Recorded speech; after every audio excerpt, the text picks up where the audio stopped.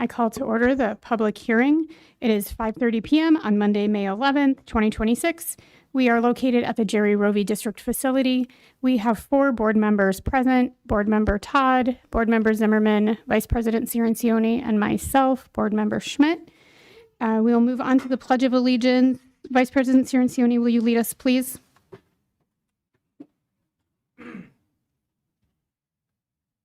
I pledge allegiance to the flag of the United States of America and to the republic for which it stands, one nation, under God, indivisible, with liberty and justice.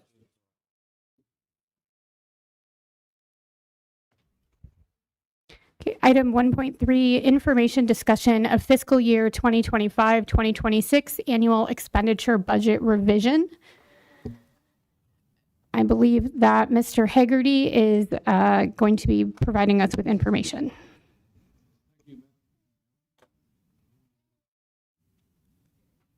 Okay, green light means on. All right. Madam President, members of the board, fellow employees, and honored guests, I'm going to take just a brief moment here to discuss the final revision for the current year. I know some of you are not here to see this. It's by happenstance because you're here for the retirees and other activities, so I'll go quick because it's very quick and very nice. We are required by May 15th of every year to revise our present a final revised budget for the board. We make any revisions that we know at a point in time. I went through all of our budget data. I went through all of our actual spending to the end of the year, at least how we projected it, and came up with some additional money in the budget. So we're adding $109,000 in capacity to the current year budget. Part of that is from our average daily membership. We actually ended up with more of a student count than was in the last adoption. Plus, we got a little bit extra money in what they call the one-time allocations from the state. Closer? So do I swallow it? Okay, there we go. Okay.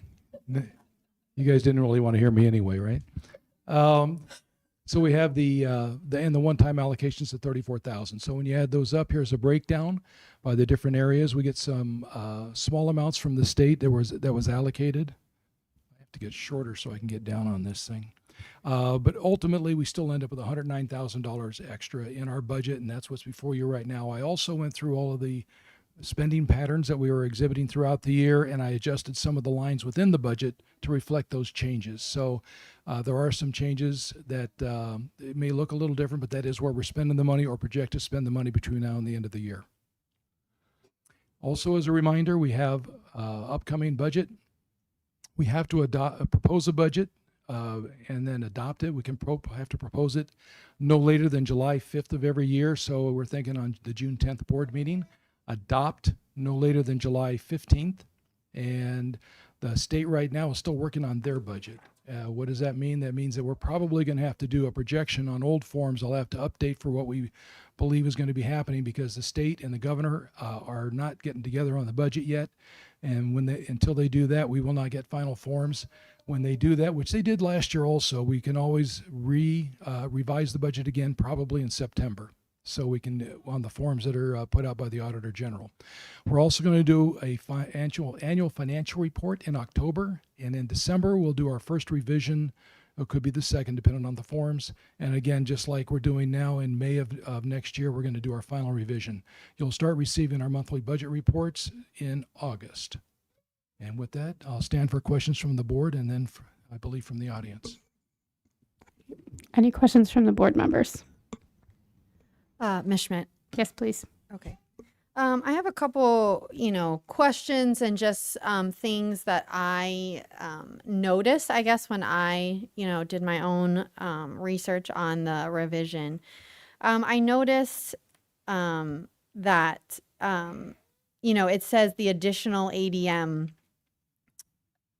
but I feel like I saw somewhere else that it really came from special education. The increase in that ADM. Is that a correct statement? Absolutely correct. Okay. And to expand on that a little further, our regular ed ADM went down very slightly. So our SPED went up by more than that created this extra availability of money. Now, that sounds good because we get more money, but it could also be bad because SPED kids cost more than the state formula typically gives us to provide services. So when your sped population increases faster than your regular ed population, you typically have to go after other revenues or other places in the budget to be able to provide those supports. And although we do get additional ADM monies, right? We get more than a regular education student. We do. Okay.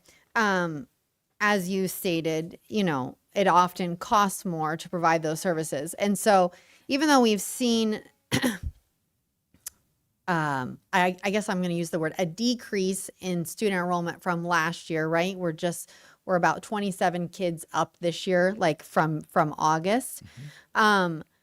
Those additional special education students, they could be from those 27 kids that we enrolled, but they also could be kids that we identified and now classified as special education. Is True. that correct? Yes. Okay. So the things that, that I noticed, are that one of the big things that I noticed is that the planned carry forward I'm just going to be comparing the December revision to the May revision. So I'm not going back to the, adopted budget, is $361,000 less, right? So I think this is where I have kind of always struggled with as a board member, right? Like, it is one of our big responsibilities to manage the budget. And so when we get the revised budget, right, the plan is we've calculated what we think we're going to spend, our encumbrances, all of those things. And so we think we're going to end up with this. And now we've come to May, right, closer to the end. And it's like, okay, well, actually, we're not going to. We've essentially spent 361, or we've encumbered 361 more. So, to me, I always think, what if we get into a real big emergency, right? And we need these funds, right? And we have, in my mind, very little compared to what we had about 4 years ago, which was around $3.5 million. So when I looked at like the different categories, the biggest thing that I noticed is that the amount that we either spent or encumbered for salaries from the revision 1 to revision 2 went down by $416,000. So my question is, why would that occur? Why halfway through the year would we think we're going to spend, $400,000 less on salaries than we thought? And thank you for the question. It's just one of those things that I'm going to have a difficult time answering, only because I don't know what went into the revised one. In other words, they may not have gone through and done the exact same thing that I did, so I didn't have a good baseline to work from.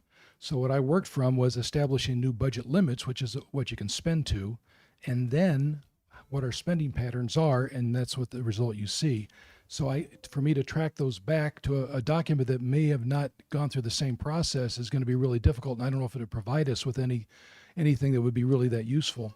But the other thing to note is when you see the salaries down, but you see purchase services up, that's typically because, and it may not necessarily be true here, but it's typically because we have people that we have not hired. So we have open positions, but they still have services that need to be provided from those. So we hire outside people to do it, and you pay a surcharge for that. So when you see salaries down and purchase services up, that's typically what you see as the trade-off. And we usually don't come out on the plus side of that because purchase services are more expensive. Yeah. And, I think, my concern that, again, I apologize because, you haven't been here, but in previous meetings, we were told that some of those big positions that haven't been filled were not encumbered. And so that was kind of my fear here, right? That could have happened here. And then to your point, where I noticed then the increase, right, from the revision 1 to revision 2 is purchase services. But they weren't in instruction. So to me, I'm not sure that we are paying for people in regular education. I'm speaking about regular education. So the increase in regular education, which was $346,000, was in central services and then operation and maintenance of the plant.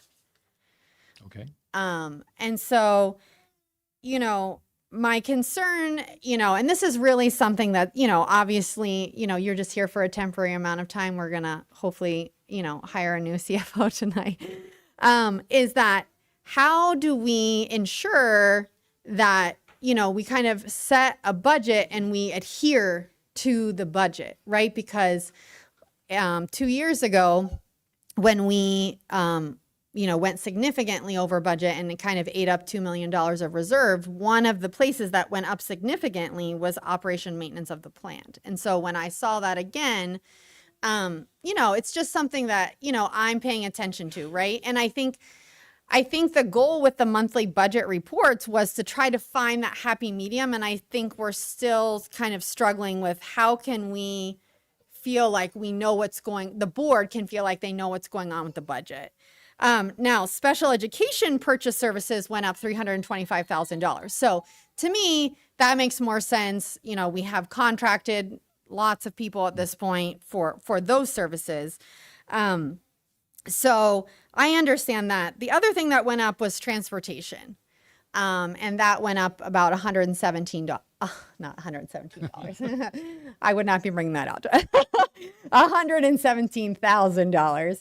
And, again, my concern, it's not, I guess, is that, a previous board approved the purchase of electric buses, right? And the idea was that it was going to save us money in transportation, and that hasn't seemed to come to fruition.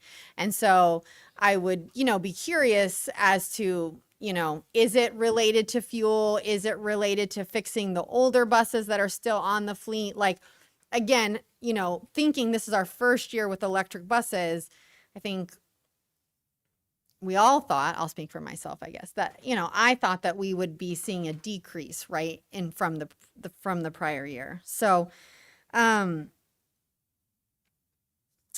just think it's important, again, at this point in the year, we can't really change it, right? Most of the money has been spent or encumbered, but, the board did pass an agenda item a few months ago that the plan was to build the carry forward to $2 million by fiscal year 28. And so now, again, I know you were not part of it, but, we've kind of set ourselves back again in my mind. So, those are just my thoughts, I guess. Again, I appreciate the work that you've done, coming in so late in the game and being able to give us this information. And I just hope that, we all take this information and, and try to use it going forward. So. Yeah, thank you for that. And again, I don't know what was done back in December, if they had followed the same process, but I can tell you this, I know your new CFO is going to follow that process and follow the trend lines, and it gives you a better basis to be able to explain those variances as they go through. But the other thing for everybody to, sorry, Minnie, I got to eat this thing, is that a budget is a living, breathing document. It is actually, things change throughout the year and we have to be able to adapt. And then we only adopt or approve revised budgets multiple times during the year, but we still have to address issues as they arise.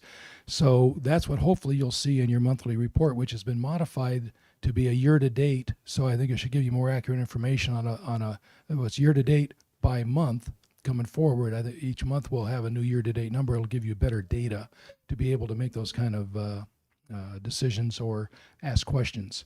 So again, I'm a little, what do we call, hamstrung to be able to really come up with a reason as to why revised 1 to revised 2 spending patterns are different, because I don't know how it was developed in revised 1. So I don't have no baseline to work from without recreating the documents. I can do that, but I don't know if that's good use of time at this point. I think we need to look forward to how we're going to close out the year and prepare for the new year.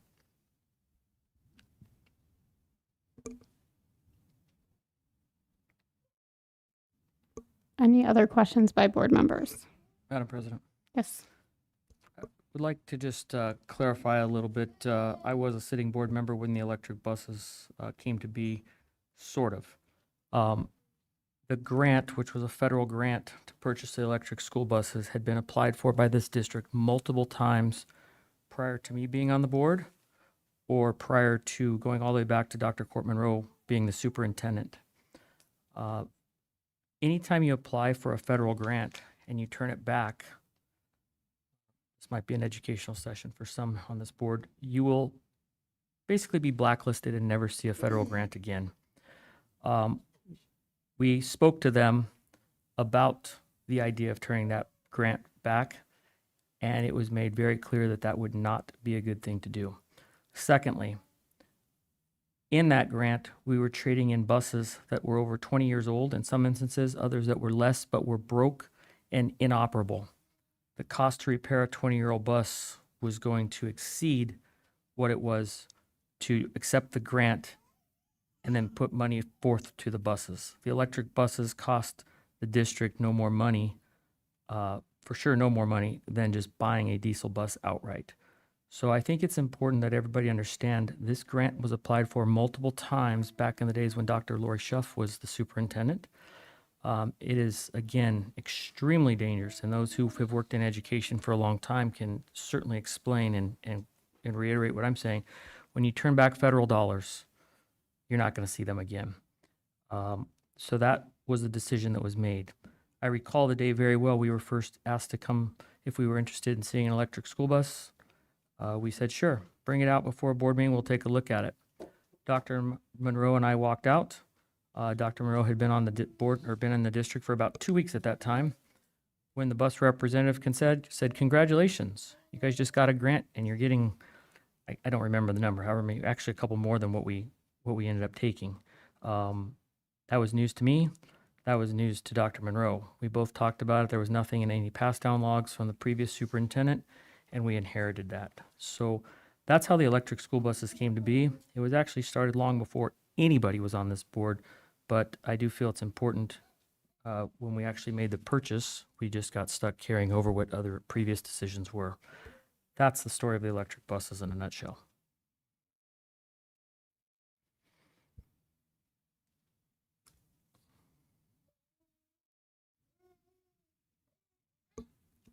Any other questions or comments from board members? All right, we can move on to agenda item 1.4, call to the public for revised budget number 2. Ms. Camerata, do we have any public comment? We do not have any public comment. All right, so we can move to agenda item 2.1 and adjourn the public hearing and move on to 3.1. Sorry. Thank you, Ms. Camerata. We're adjourning the public hearing at 5:47 p.m. Now we can move to 3.1, calling to order the regular governing board meeting at 5:48 p.m. We are still in the Jerry Roby office, and we still only have 4 board members present. Item 3.2, approval of regular agenda form.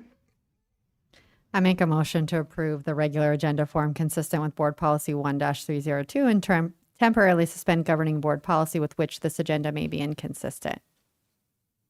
Second. Right, we have a motion and a second. We can take a vote. Board Member Todd. Aye.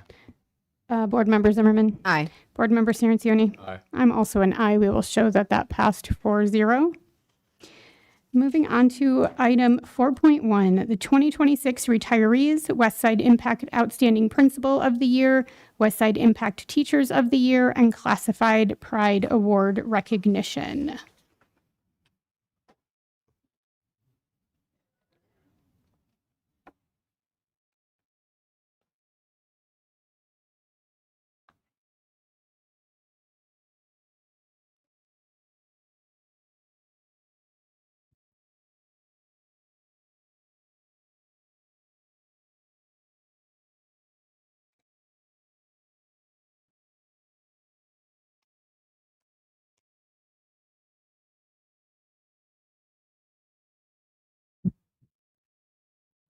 All right. I don't like that. Sorry. Up first are the 2026 retirees. The Liberty Elementary School District proudly recognizes its retirees at the end of each school year. This year, we are honored to recognize the following individuals. When I call your name, if you would like to come up, and then we have your gift for you at the end by Ms. Zimmerman. Amy Applegate from Liberty Elementary.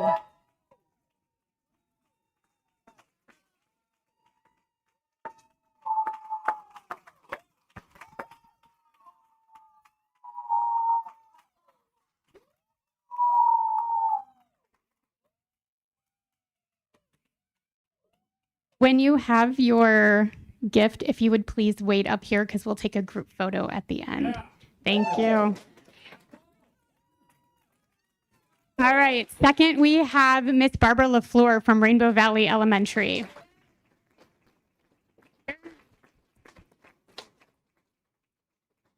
All right. Miss Deborah Canfield from Rainbow Valley Elementary.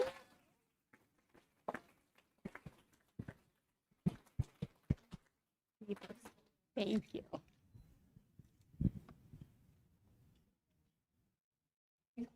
right. Miss Deborah Reinhardt from Freedom Elementary.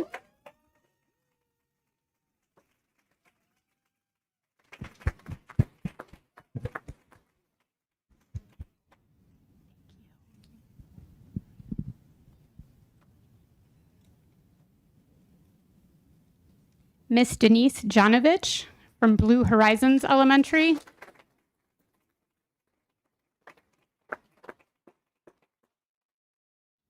Miss Karen Thomas from West Star Elementary.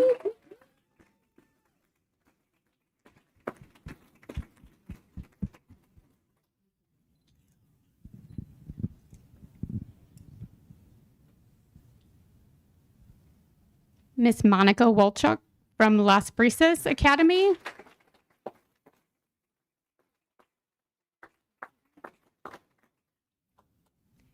Miss Robin Florchinger from Transportation.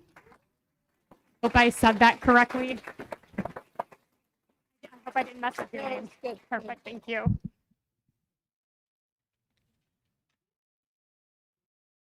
And Miss Robin Moss from Transportation.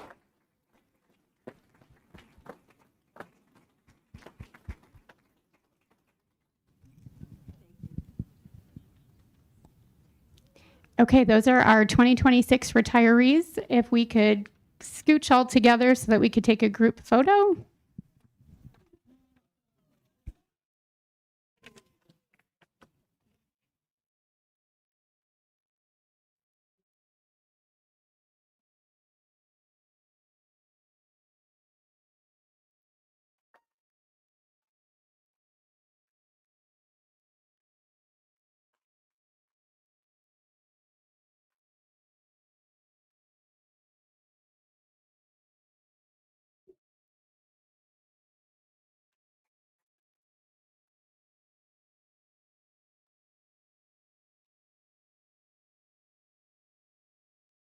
All right, up next, we have the Westside Impact Outstanding Principal of the Year. Attributes of an outstanding principal include being a student-centered leader, having a shared vision, communicating clearly, actively listening, motivating positive change, demonstrating situational leadership, and empowering others. The Outstanding Principal of the Year is awarded to Megan Humberg from West Star Elementary School. I have a little more to say. No, you can come up. We can all look at you while we're saying it. So this recognition is especially meaningful as she was selected by her fellow principals, who had wonderful things to say about her leadership, dedication, and the positive, sorry, I gotta flip my page, impact she's had on her school community. As part of the process, I'll just read one. Here's one reflection that they shared. Megan is a truly student-centered leader who consistently puts the needs of students at the heart of every decision. She fosters a positive, collaborative culture and is always willing to step in and support her team in meaningful ways. Her dedication, approachability, and commitment to excellence make her an outstanding choice for Principal of the Year. So we are grateful for Ms. Humberg, and we would like to award her for being the Outstanding Principal of the Year.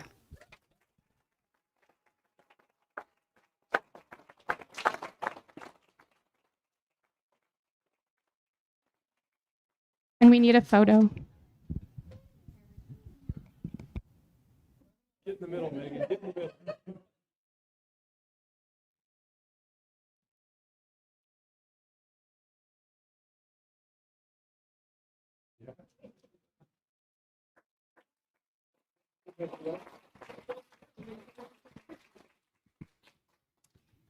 Okay, next up, the Westside Impact Teachers of the Year.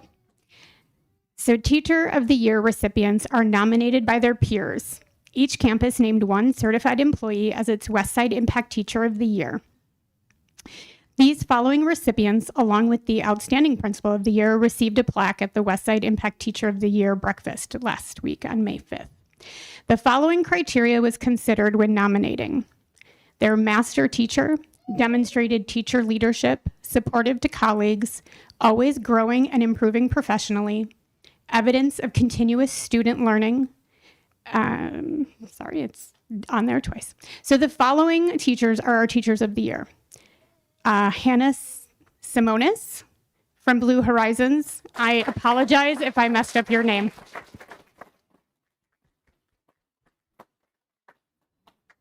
Thank you. Sorry if I messed up your name.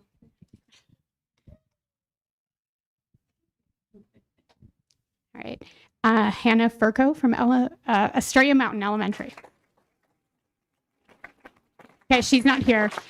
Corey Now from Freedom.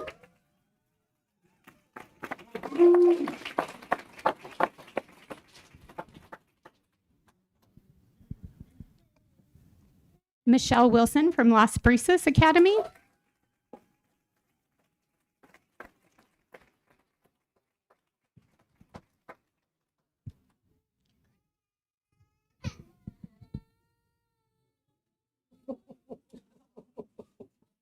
Oh. Krista Stanisteven from Liberty Elementary. Did I say it right? Congratulations. Myra Concepcion from Loretta Zembro Elementary.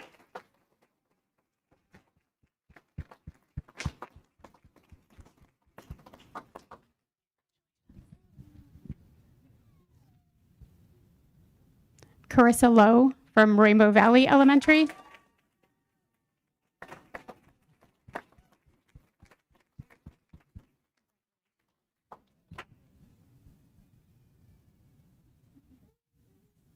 And Rachel Hughes from West Star Elementary.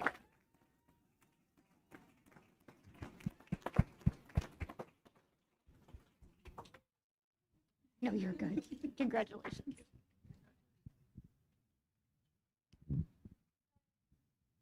All right, and then we'll all have to scooch together so we can take a photo.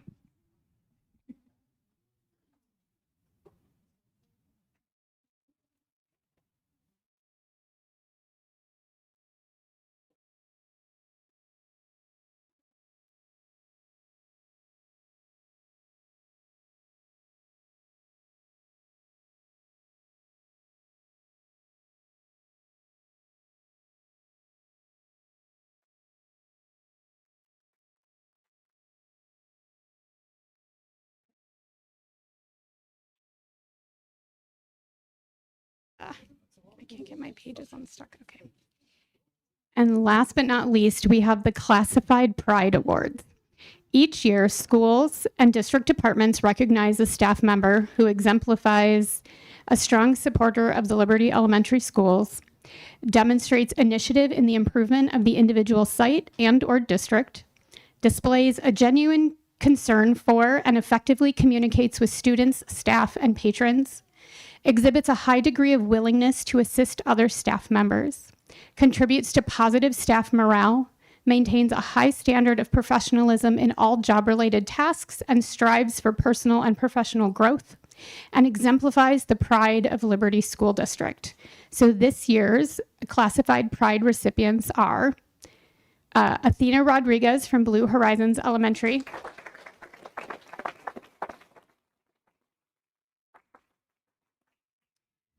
Christian Sprocket from Estrella Mountain Elementary, also not here.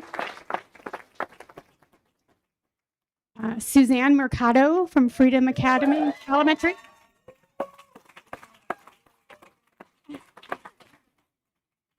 Congratulations.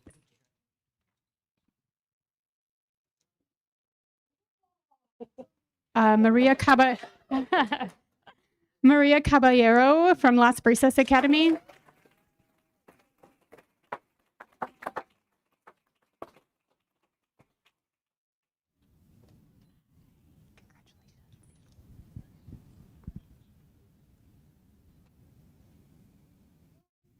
Janet Gomez from Liberty Elementary.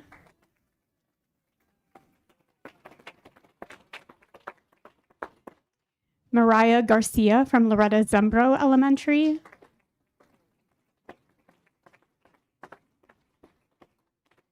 Liliana Terron from Rainbow Valley Elementary.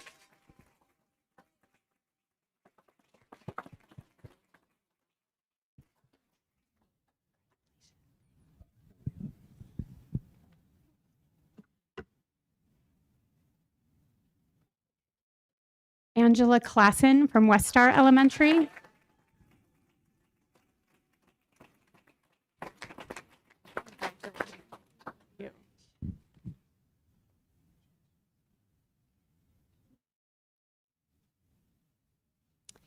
Minnie Camarada from the district office.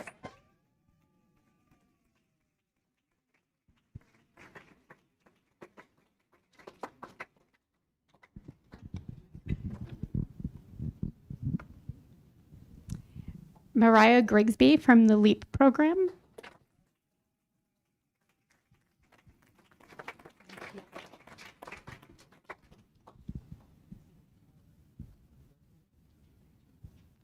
Robert Young from the maintenance department.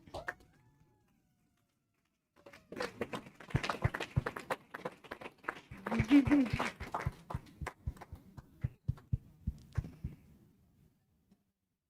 you, Bob. Thank you.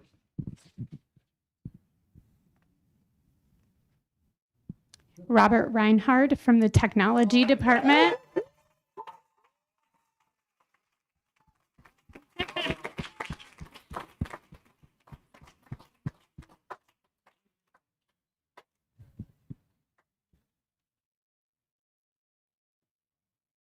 And Maria Lloyd from the transportation department.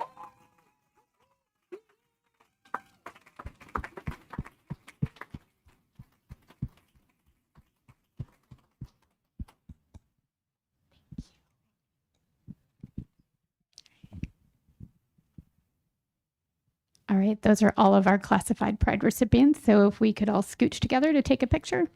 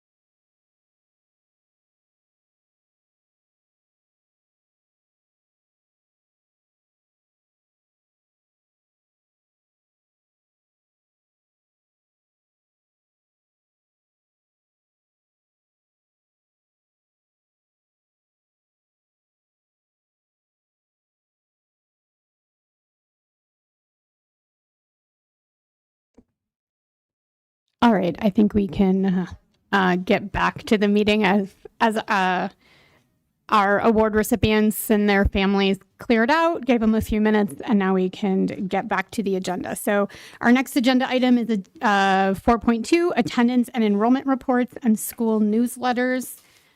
I don't know that we have anyone to speak to it, but are there any board questions or anything that you would like to call attention to? Ms. Schmidt. Yes, please go ahead. If we could open up the enrollment count document, please. So, I just, again, I say it every month, I just do it for transparency purposes. But this month, we are down 13 kids. And so as we, prepare for next month, to, work on a proposed budget, I think it's important that we continue to pay attention to the enrollment. So, again, this month I decided to look at where we started in August and kind of, obviously we have one more month, but the likelihood of us getting kids, in May is, unlikely. It will happen for sure. But we only gained 27 kids all year. And just a comparison number, last year we gained 105 from August to May. And this year it's 27. So I just think it's important for the board to, reflect on that number as we, use that ADM for, future planning and things like that. It certainly is a different trend for this district, especially with opening a new school. And obviously other districts around the state are facing, similar issues. So I'm not saying we're independent of that, but we still need to monitor and adjust based on what is happening. And then from this time last year, we're down 88 kids. So again, we still haven't really recovered, that idea of that you always end up with a bigger 8th grade class than an incoming kinder. That number still hasn't really adjusted. And then again, attendance average continues to be up this year compared to last year. So again, just grateful to our principals and our office managers and teachers, that are continuing to, do the back end work to, make sure our students are here every day, emphasize that importance with our parents. And certainly, May is at the end. Sometimes, I think we have a high attendance average because there's a lot of fun things happening at the end of the year and kids want to come. But then also sometimes, we kind of see the opposite. So hopefully we can finish the year strong and end the year with a higher attendance average than we did last year, which is one of our goals. So that's all I have for this agenda item. Thank you. Any other comments or things that you'd like to point out from any other board members? Okay, we can move on to item 4.3, the monthly budget report for April 2026.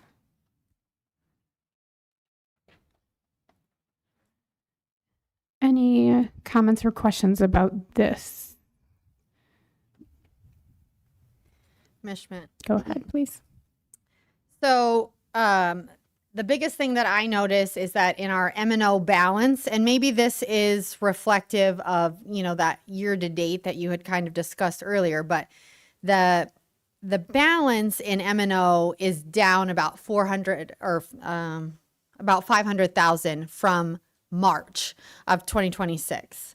The last essentially update we got. And so, to me, that's a significant number, right? And so again, the question for me as a board member is always like, okay, what happened, right, in this month that we did not anticipate? Because in my mind, if we've encumbered what we thought we were going to spend, we established budgets for the different departments, how did we end up, with that big change? And so I kind of dug in a little bit to the purchase services. And That difference is $459,000 from March to April. And so I don't know if that was a result of the new teachers that are at Rainbow and Liberty from Sierra schools. I'm not sure if you know either, if that big jump in what we're not necessarily spent yet, but encumbered, right? Like I'm adding those numbers together. I don't know because I have not analyzed that. Excuse me. I came in April, so that's my starting point. Right. So, but I will tell you, I do have an early warning system that I put in that I'm analyzing every week, all the major categories in the M&O budget, and I have the ability to do it in the other funds, but the M&O is what we really monitor this time of year. So we're looking very closely for any changes that occur on a week-to-week basis. And that's kind of early warning if something pops up, something that wasn't encumbered, that starts coming in, and we usually see spending at the end of the year. So some things that, hey, we got to spend our budget by the end of the year, and that's a whole nother discussion. I think we can have it another time we start talking about how we manage budgets. But I have not seen anything of that magnitude because my starting point was April. So I wish I had a better answer for you, but I do not. But I do know when I look at these numbers compared to the prior year, there are some changes, and you'll see that in the presentation that I'm going to be doing coming up. But there are some things that occurred that explain some of the variances in total. But we got to do a deep dive on some of those if we want to get down into the nuts and bolts of how some of those things came about. Okay. Thank you. Any other questions on this agenda item?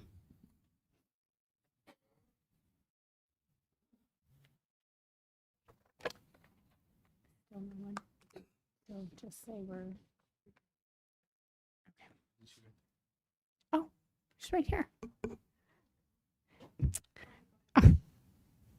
All right, moving on to agenda item 4.4, the Luke Air Force Base School Liaison Program Purple Star Schools. Miss Stacy Holland presenting from Luke Air Force Base, the School Liaison Program Manager. Welcome, Miss Holland. Thank you.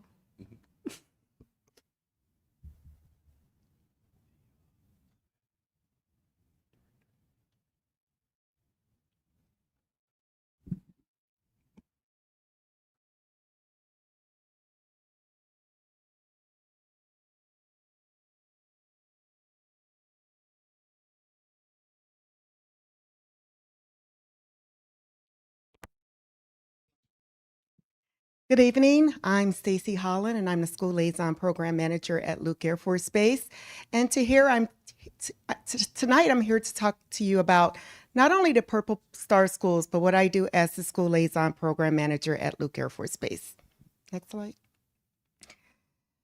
So at Luke Air Force Base, my overall responsibility is to advocate. I am also the state lead for all the military-connected students in the state of Arizona. We have 46,000 military-connected students across the state. And here, just in the Phoenix metropolitan area, we have about 21,000. What does that mean? I help with local school navigation, scholarship and grant resources, community and education partnerships, which is why I'm here tonight, deployment workshops, transition support, college career readiness, and also providing school districts professional development training and training on the Military Interstate Compact. Next slide, please. So this just gives you a snapshot of our military-connected students worldwide right now.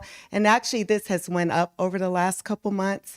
We're now at 1.6 million military-connected students worldwide. Here in Arizona, we host about 1%, with 8% of those students belonging to retirees, 9.5% belonging to Guard and Reserve, and active duty 81%. So this is what makes up our military-connected students worldwide. Next slide, please. So who are military-connected students? This is a child with at least one parent or caregiver serving in the U.S. Armed Services, whether they're active, reserve, or a National Guard. Also, if a military member discharge or they retire, become a veteran, they're considered a military-connected student as well. Next slide. So one of the biggest things that I deal with is our highly mobile students. These are students that have to deal with transition. On an average, military-connected students transition every 2 to 3 years. By the time they graduate high school, most have attended at least 9 different schools. In addition to moving, they must adapt to tensions at home, adapt to new schools and new environments, and of course, a lack of unfamiliarity. Transitions can dramatically impact social, emotional, and even academic growth. Military life takes a toll on children, although many of our children demonstrate strength and resilience. And a lot of that is because of things that we have in place, both on the installation and in the community, and specifically in our schools. I'm a veteran myself. I did 21 years in the Air Force. And when I retired back in 2010, I'm a lot older than what I look, we did not have programs such as Purple Star Schools. We didn't have school liaison program managers as civilians out speaking at school boards and making community partnerships. We just had to figure it out, and our children just had to figure it out. So I'm here to say I really appreciate our schools, our districts, our community partnerships that we have now in place that helps children among these transitions. So Purple Star School, this is a program that was started by the Arizona Department of Education. I helped work the legislation along with the governor's office and with state representatives. And this is a program I think we have maybe 4 states, left that's still working on adopting the program. But I can say that just in the years, this was in 2024, the legislation was signed. But just in the small amount of years, it's made a huge difference for our community and specifically for our military-connected students. As I stated earlier, military children move every 2 to 3 years, and this program is designed to help the schools respond to not only the educational needs, but also to the social-emotional challenges that these children face. I'll tell you a true story over at Luke Elementary, and for those of you that are not familiar with the base, Luke Elementary is not on Luke Air Force Base. They just have that name. They're actually part of the Dysart Unified School District. But they get a lot of favoritism, especially now that they're part of the Purple Star School. They were our first school here in the state that was awarded Purple Star School status. So they get a lot of community outpour. But a true story, our previous wing commander, student came in, went to Luke Elementary, and just could not state the difference of support that she'd had from her previous location. At the previous location, first day of school, ate lunch in the bathroom, cried, did not have any friends for weeks, maybe not even months. Here, Purple Star Schools, again, these schools are making a huge difference, again, with our students. Next slide. So this just gives you an idea of our Purple Star Schools and also just our footprint, which I've already covered. Here for Arizona, we have 46,000 military-connected students. We have this slide, we're now up to 600 schools here in this area. We have 10 military installations. Luke Air Force Base is just one. Everyone thinks Luke is just the only base, or Davis-Monthan down in Tucson, or Fort Huachuca, but we include our Guard and Reserve sites. So we have 10 military installations. And just here, our schools and our military, we make up about 15.5 billion annual economic impact. So how do you become a Purple Star School? I'll talk a little bit more about it, but there's 5 basic criteria to become a Purple Star School. Professional development to at least 70% of the school's employees.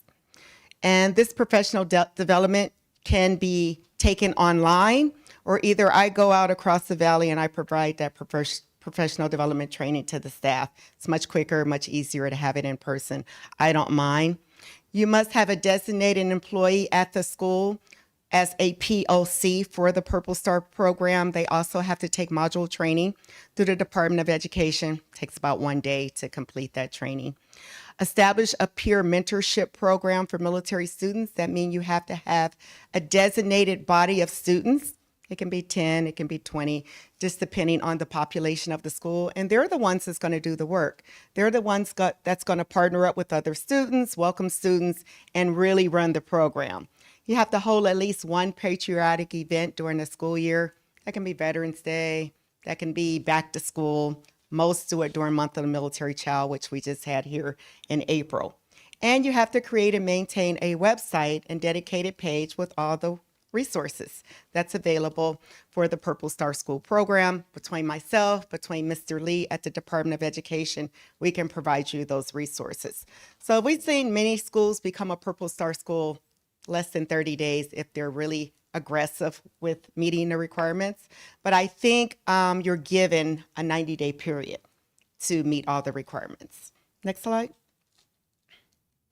Again, I've already kind of covered this why. I'm not going to read the whole slide, but basically schools are better equipped to mitigate the challenges of these frequent moves. That's a picture there on the bottom corner there, the bottom right corner. That's when Governor Hobbs was out at Luke Air Force Base when she signed the bill, 8 April 2024, making the state a Purple Star School state.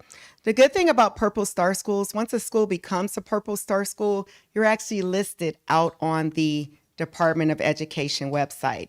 I send about 500 emails per month to our inbound families that's coming in and to our outbound families that's going out. Luke is a very high transitional base. Summer's coming up, so we're going to have a lot of new people coming in and getting ready for the new school year. When I send that email out, one of the things that's included is the Purple Star School link. Parents are looking for Purple Star Schools. That just kind of gives that extra layer of security. And especially if they were already in a state where the child attended a Purple Star School, they want to keep that consistency. Next slide.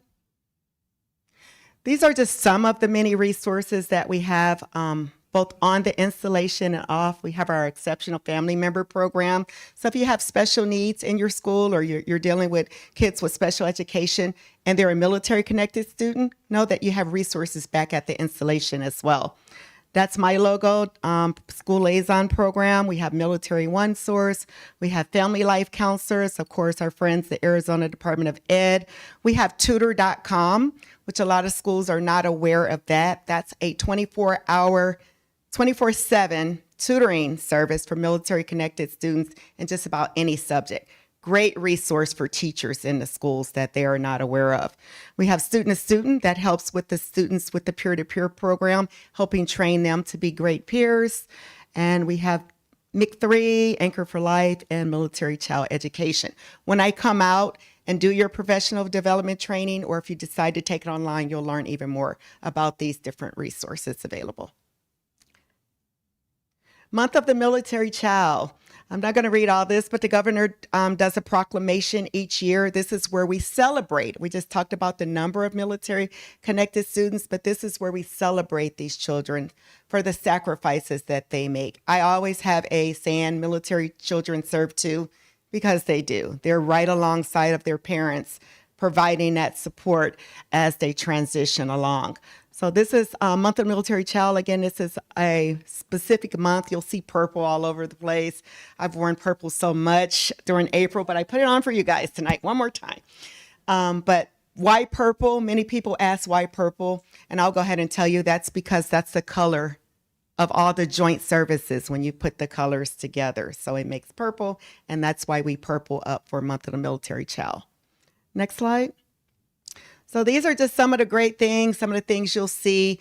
Next year, if you decide to get purple, start ahead of time. Even Amazon's run out. But we just had Luke Days here. For those of you, anyone come out for Luke Days? A few of you. But we did a special day on Friday for military students, or basically for all students. We ended up with 2,700 students out on March 20th. And we started high marketing and had STEM set up the first year, which was in 2024. It's every 2 years.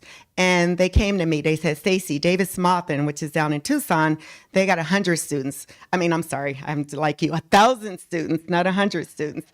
And they said, can you beat that? I said, of course, we're in the Phoenix metropolitan area. So we ended up with 1,500 students. So my goal was to increase that 2 years later, 2,700 students. So we're growing, and again, people are more connected to the base than ever before. But there's the school liaison tent, and the children really had had a great time, and it went right into Month of the Military Child. That's me down there playing STEM with some of the kids that were out that day.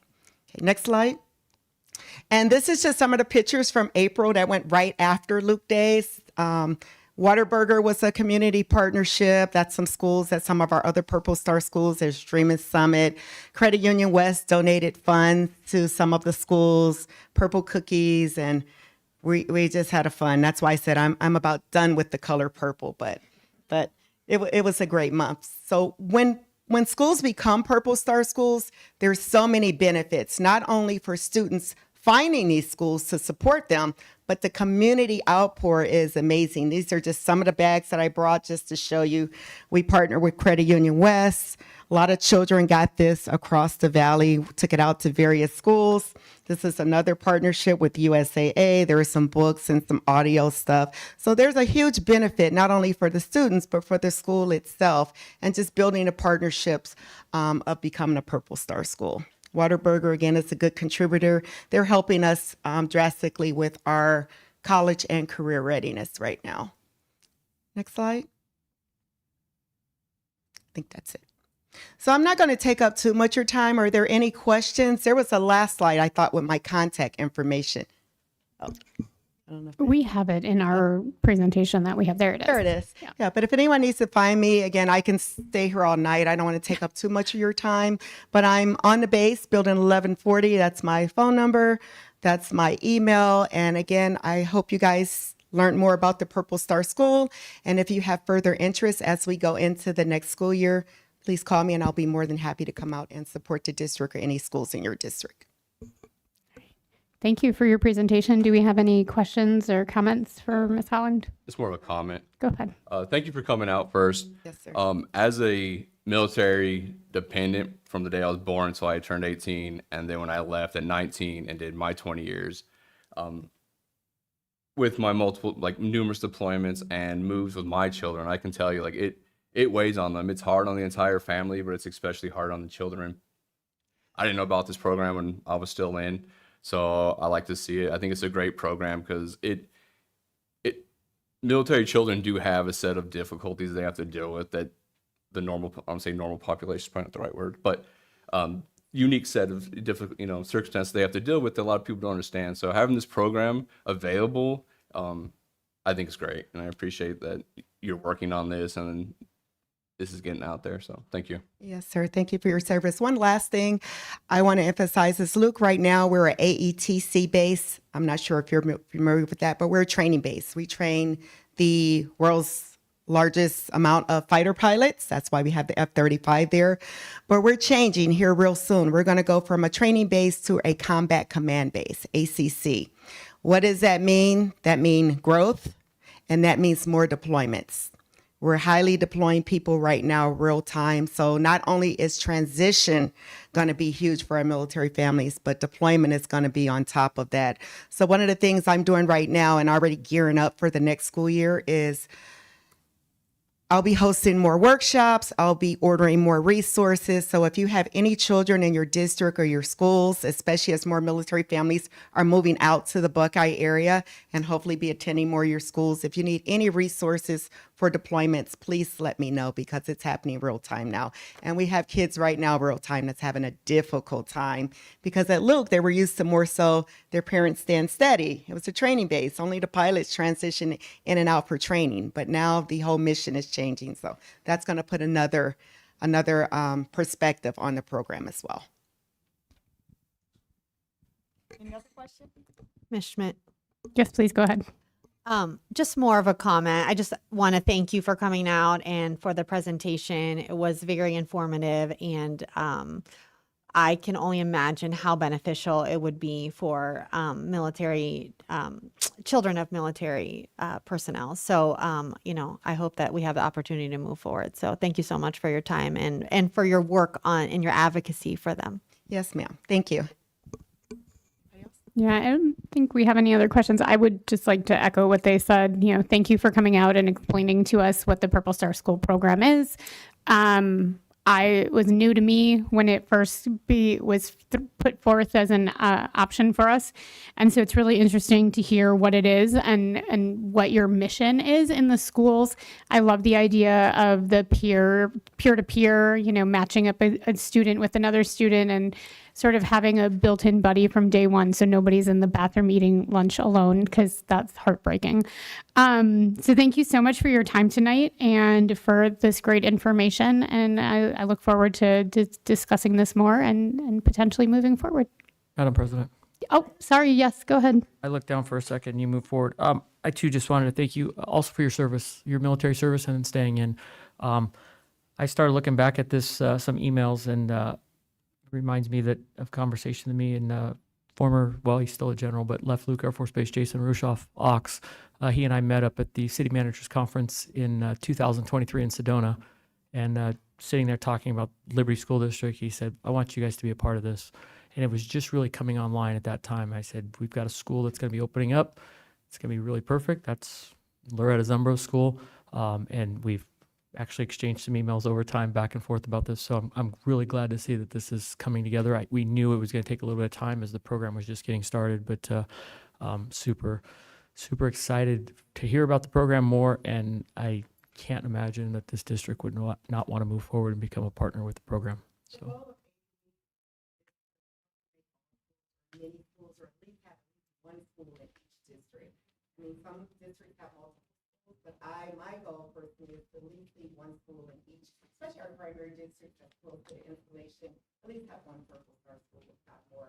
And last but not least, even though it's military connected, student focused, we don't discriminate. I mean, when we get community partnerships and outreach, it benefits all, not just our military. Some things that's tied to funding, but for the most part, if we're having an event, a patriotic event, it's going to benefit all. Wonderful. Thank you so much.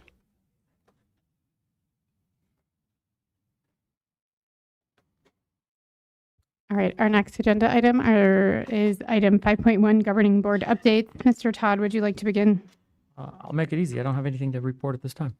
All right, thank you. Ms. Zimmerman, would you like to go, please? Yes, thank you. So over the last month, I have done a couple things.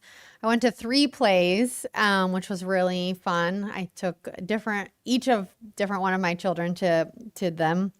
Estrella and Westar both had, these incredible set designs and costumes and large casts that I'm always impressed that we're able to, these directors and teachers are able to manage all these different kids and kind of bring it all together, and the parents and the volunteers that go into helping with the costumes and the set designs. It's just really incredible to see, and the talent that we have in our district. And then I went to LBA's, and it was very unique, and I just absolutely loved it. It was one set, one costume.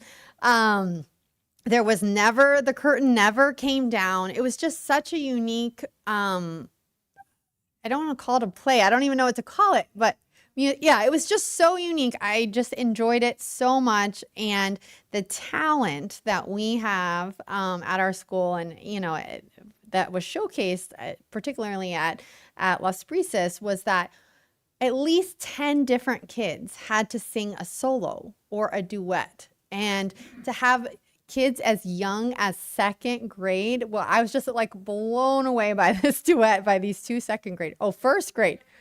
Oh my goodness. I mean, the confidence, the talent, it was just really a fun thing.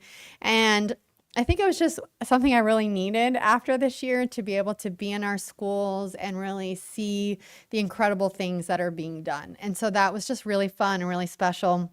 And that I was able to enjoy it with my kids as well, was just like icing on the cake for me. I was able to go to the Westside Impact recognition breakfast last week. It's just an honor to recognize our teachers and our principal of the year, and be there as part of their recognition. So I'm grateful to them, and honored to be able to go. And just as we kind of close out Teacher Appreciation Week, I just want to say thank you Teachers are the backbone of our district. We, could not obviously do it without you. And the time and the energy that you put into our students does not go unnoticed by me. And I just want to say thank you and I appreciate you. Mr. Cirincione. Yes, I want to say congratulations again to all the award recipients tonight. Mr. Kenyon was unable to be here. He had an emergency he had to take care of, but he asked me to pass along that he congratulations everybody and he wished he was here to be able to celebrate with you. My other thing is, so being on the board, especially like the president or vice president, there's a lot of time you need to be able to dedicate it to it. And I feel like I haven't been able to do that recently with my job and a bunch of other stuff's going on. So effective tomorrow, I will no longer be vice president of the board. I'll be stepping down.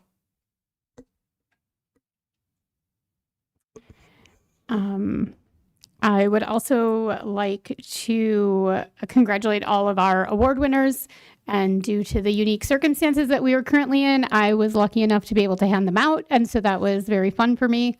So I appreciate that I was able to do that this year. I was able to attend only one of the school's musicals, unfortunately, but I got to go see The Little Mermaid at West Star.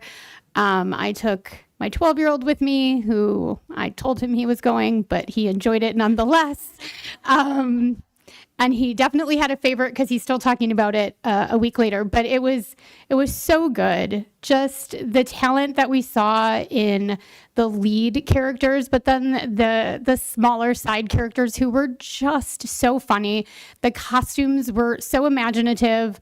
The anglerfish was probably my favorite, but they just did such an excellent job. And I love to see how excited everyone was and the dedication that these students put into it, because they clearly did, because they were so well prepared. So I wish I had been able to get out to see more of them. Unfortunately, I had conflicts, but I'm glad I was able to see at least one. And then, as Ms. Zimmerman said, last week was Teacher Appreciation Week, and we appreciate you all. It is a hard and thankless job most days, and you're giving up a lot of your time away from your families or your kids in many instances, after schools, grading papers, attending things, being here. So thank you for that, because I know that it's not easy and often there are no thanks. So we do appreciate you. All right, moving on to a consent agenda, item 7.1, approval of the consent agenda. Oh, I'm sorry, I skipped public comment. My apologies. Thank you so much. Oh my God, don't know my numbers. Sorry, 6.1, public comment. We have how many commenters tonight? We have 3 commenters. Mr. Cirincione. Yes, first up is Megan Canan.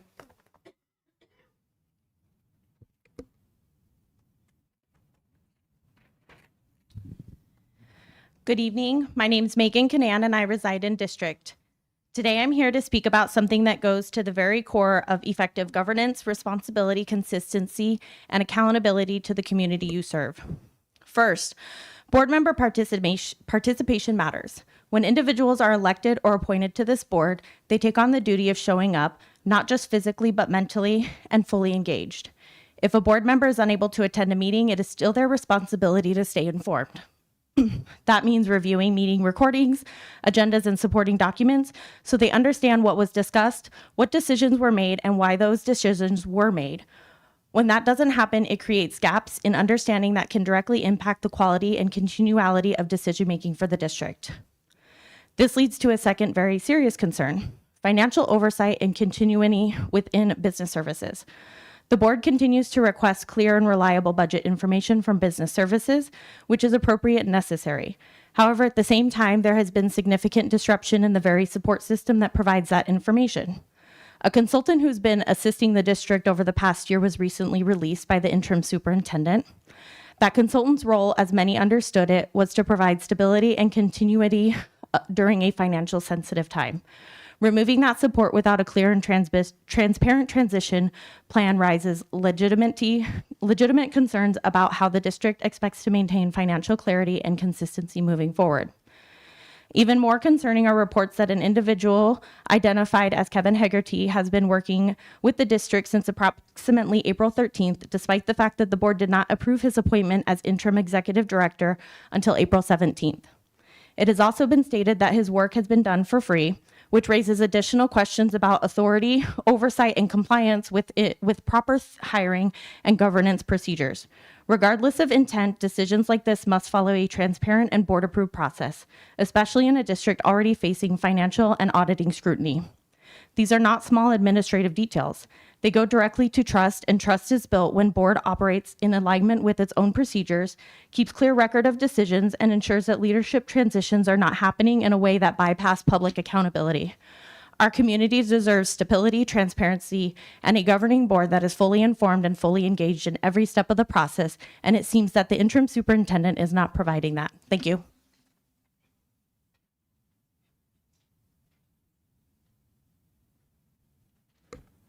Next speaker is Suzanne Wold.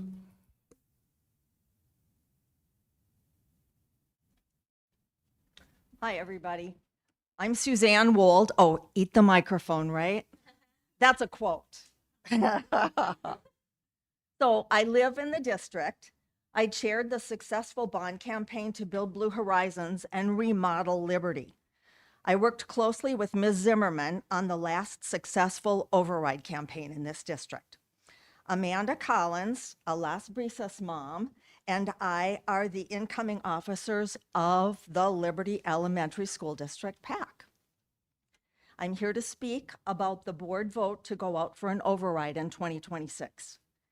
Fiscal year 2027 begins on July 1st, 2026, and there are many stakeholders who are very hopeful that Dr. Doozy can get our district back on track. In fact, there are many stakeholders who are willing to go all out to help get our district back on track. But it takes time and it takes effort. In order to win an override campaign, first you produce favorable results. Then you inform voters about those results, which takes even more time. Those of us who have been part of managing past successful campaigns for LESD know how important it is to be able to demonstrate to voters that the district is on track and can be trusted with their tax dollars. Can the district get back on track, make meaningful accomplishments that prove that we are a well-run, responsible, and accountable district, and then get the word out to voters in the 80 days between July 1st and September 18th when ballots are mailed? Can the district even produce and advertise results that inspire voter confidence in the 126 days, a little over 4 months, from July 1st to November 3rd? These are important questions. Due to the results of the last successful effort to pass an override, we have a very good idea about the political consultants who could help us be successful in 2026. PAC management has a history of successfully partnering with a particular consultant who is unfortunately unable to take on a project with us this year, but would likely be available and happy to work with us next year. Here's another question. Why might board members vote to go out for an override this year? Would it be a decision made out of fear or perhaps even a certainty in some cases that an override would not pass this year and the district could go out again next year? I don't know. On the other hand, what if we were able to stack the deck for a successful override campaign in 2027? What if the PAC went to work this year building our voter base by registering qualified voters who are employees and adults in our LES?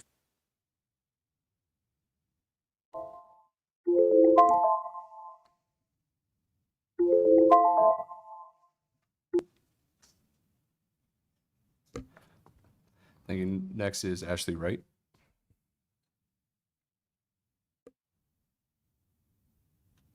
Good evening. My name is Ashley Wright. I reside within the district. Tonight, I would like to speak about priorities, urgency, and leadership during a time when the district desperately needs stability. Right now, many parents, staff members, and community members feel like this district is a house on fire. There are serious concerns facing our schools: leadership instability, staff uncertainty, financial concerns, academic challenges, and a growing lack of trust from the community. And now, with the resignation of the interim superintendent, that uncertainty only grows larger. This is not the time to get distracted by minute details, unnecessary conflict, or issues that pull focus away from the real problems facing this district. Yet that is exactly what many of us continue to see happening meeting after meeting. When a house is on fire, responsible leaders do not stand in the front yard debating paint colors or other insignificant details while flames spread from room to room. They act quickly. They focus on what is critical. They work together to stabilize the situation before more damage is done. That is what this board needs to do right now. One of the most immediate and important actions this board can take is getting the remaining contracts finalized and approved, including the independent contractor agreement for Dr. Doozy. In a moment where leadership is already shifting and uncertainty is growing, delays only create more instability for staff, students, and families. People want to know there's a plan. They want to know the district is moving forward. They want confidence that essential work will continue despite challenges in leadership. Every delay sends the opposite message. This community is exhausted from dysfunction and uncertainty. What we need now is decisive leadership focused on solutions, stability, and protecting the future of this district.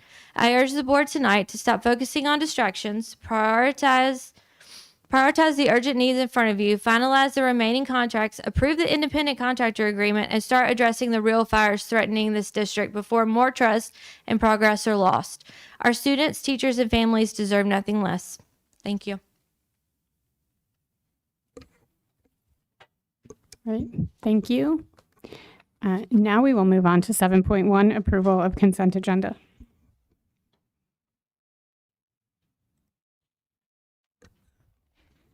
Ms. Schmidt, I have a couple things I'd like pulled. Okay, I'd like to pull 7.3, 7.5, 7.6, 7.10, and 7.12. okay. Anything else any other members would like to pull? Madam President, Yes, 7.4 and 7.9.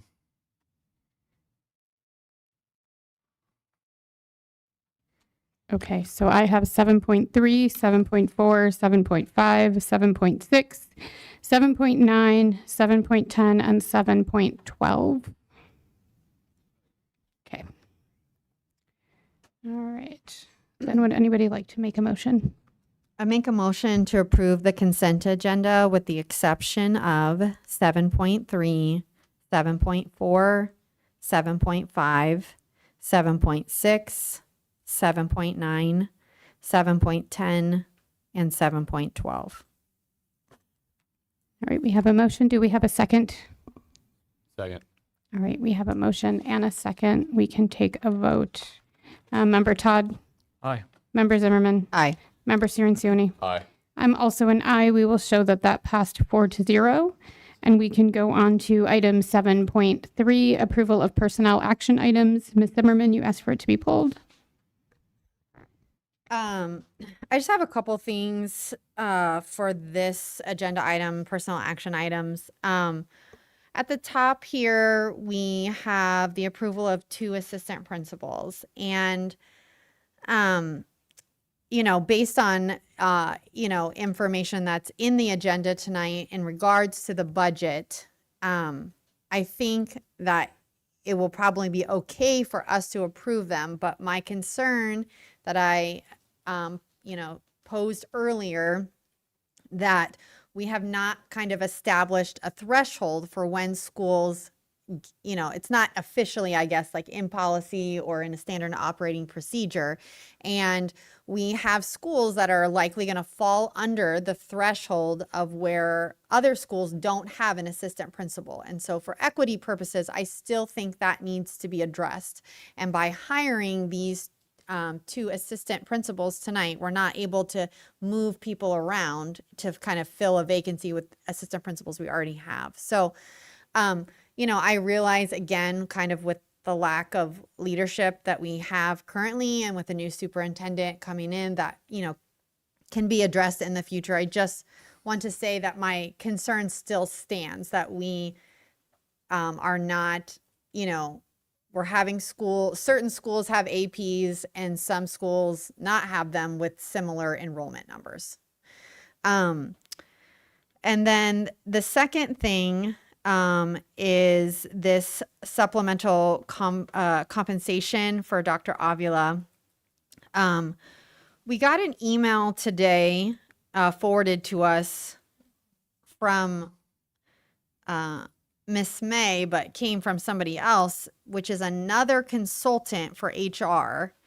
So I guess I'm a little bit confused as to, it seems like we're paying two different people. And, it stated how the pay was calculated, but it didn't state how the original number came to be the per month number. So sorry, I didn't even see you come in. That original number, the per month number that then gets divided per days, where did that original number come from? I don't know if you know. I don't know if Miss Rogers shared it with you. She didn't. Yes, hi, welcome. Members of the governing board, I didn't communicate with Dr. Rogers during the calculation. Okay. But I was aware that the information was forwarded to you. In general, Madam President, members of the governing board, I do understand that it's the difference between the current salary, using the current salary schedules, the current salary and the assistant's salary, the difference between the two, and divided in 2 days. So the difference between an executive director and assistant soup, finding the difference between those two numbers and then divided across days worked. Okay. That is helpful. I can understand how that number came to be, so I appreciate that. I guess my only other concern is that, gives an end date, which is, the end of the fiscal year. But my concern would be if we don't know what's going to happen between now and then, and what if we hire someone that's going to fill the position for FY27 and they would like to start early. I just want to make sure that we, gives ourselves that flexibility, because I think it's helpful for if people are able to start earlier and able to start that transition and provide that stability within a department. I think that's very useful. And again, I'm just speaking for myself. Madam President. Go ahead. Yeah, I believe you need to get paid for the work you did. With Board Member Zimmerman, I'm uneasy about the end date being in the future for the exact same reason. Because if we do hire somebody, or if you get sick for some reason, you don't come in those days, then I hate for us to have to figure out how to get that money back. So I don't know if we need to wait till the end and approve all of it, or approve up to this day. I don't know how we do that. But I don't know if we need to bring that portion back after you've done up to whatever date. I think in the future, the end date had TBD, which I think is more appropriate, my comfort level. So I don't know if we could make the motion with that change. Madam President? Yes. Of the governing board, if there was a change, we would just make the change effective immediately, enter an EPAR, and that's an easy adjustment in the system and through iVisions. Okay. I'll go ahead and make a motion. Sounds good. Okay. I make a motion to approve 7.3 with the change under supplemental compensation for Dr. Avila for the end date to be determined.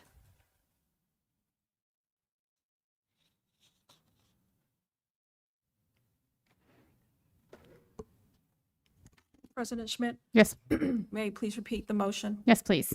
And fellow board members, the motion will read motion to approve 7.3 with the change under supplemental compensation under Dr. Avila with the end date TBD, to be determined. Is that correct? Yes, that sounds correct. Thank you. Okay, we have a motion. Do we have a second? Can I ask a question? You can. So how does that work? So will you get paid up until today for every day you worked, and then every board meeting, your name will be back on here for the pay for that 2 weeks? Or at the end, does it come back? Yeah, the way I've seen it is then when it comes, like when the end date is, so if it ends up being June 30th, then we'd see the final calculation, or if it's before that, then it would come to us at the next board meeting with the end, the actual end date. If it's June 17th, I'm just making up a number. Yeah, but it wouldn't have to come every board meeting. I guess the more of the question was she wouldn't get paid until there's an end date, because we couldn't pay her now for the services if we put an end date on it, or TBD, right? Madam President, members of the governing board, so by entering the EPAR, it needs to have a date in there. So by entering the date, payroll enters it, and then it's in the system, and it'll pay for pay cycle until there needs to be an adjustment. Then there's another EPAR, it's adjusted, and then payroll will make the adjustment on the payroll side of the house. HR enters the EPAR, and then payroll makes the adjustment on the payroll side of the house. So it's an easy entry. We have to have an end date. And then you'll see it on the next board meeting that it was ended. So just for clarity, but if we have it as TBD, aren't you going to get paid for the portion every 2 weeks that you've worked? With the end date now, it would be entered in the payroll cycles. Per day, that's why it was entered per day. That's why it's calculated per day. Knowing it might not be until June 30th. That's why there's a per day calculation. But you would still get paid up till today, per se. Right. Yes. Okay. With the TBD. It needs to have an end date. Okay, so then in the past, when we've done TBD for like over the class max for teachers, so if I'm understanding that they weren't paid for the over the class max every 2 weeks, they were only paid at the end when they were no longer over the class max? I'm just using that as an example where I've seen the TBD. For over the class max is different because so I'll speak to SPED over the class max, right? Because that's something that I calculate. So rosters fluctuate, enrollment changes. Mm-hmm. We have enrollment and withdrawals. So then it's calculated again by day. Right. So it's not TBD. But that is what has been brought to the board, is TBD. And because as what you spoke to, it is fluctuating, right, with enrollment, and it is calculated by day. So that's why I think it is very similar, because it's per day. So again, I just want to clarify that when we had that situation, were those teachers being paid every 2 weeks for the over the class max with the TBD? I haven't seen teachers with TBD. When we enter it on our side, we always have dates. We don't enter, and I'm only speaking to the data that we've entered. We don't enter TBD, we enter dates.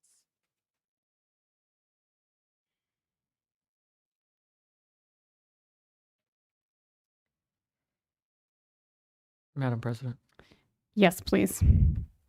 I'm a little confused. I might be looking at the wrong form here, but on this form, it shows Eric Avila, Executive Director of Special Services, Acting Assistant Superintendent of HR and Student Services, start date 3/23, end date 6/30. Mm-hmm. Where is the TBD coming from? And it would seem to me that we do this through 6/30 through the end of the year. This is an acting role with no contract per se to carry on, which we're going to talk about later with another situation. If for some reason she's no longer in the acting role, wouldn't she just go back to her regular pay and this would not be an issue? We would take that $138.89 and HR would know that she's out of that role. She no longer gets that, and the board would be notified that she's been adjusted back to her normal rate of pay when she's not acting out of class. That's the discussion. So Because I made the motion to change it to TBD. That's where the TBD came Right, from, but- because I made the motion. I mean, we wouldn't carry on past this school year at this point. And so what would be the problem with having this date? I don't understand. If she leaves this position early because we fill it, she knows she's acting. There's been no promises. Correct me if I'm wrong, Ms. Avila, but there's been no promises, no assurances that you'll remain acting in this position. It's just until we find somebody. We're talking a month and a half away. We're going to be moving pretty quick if we're going to make any changes. I don't understand why we need to change this to TBD. At the end of 6:30, if we still need her, then we'd come back and update it again and maybe push it out for another 3 months or something of that nature. But I don't see any reason to change this to a TBD, especially when we have one coming up later that's talking about 22 days out. That's, to me, looks like a loose cannon contract.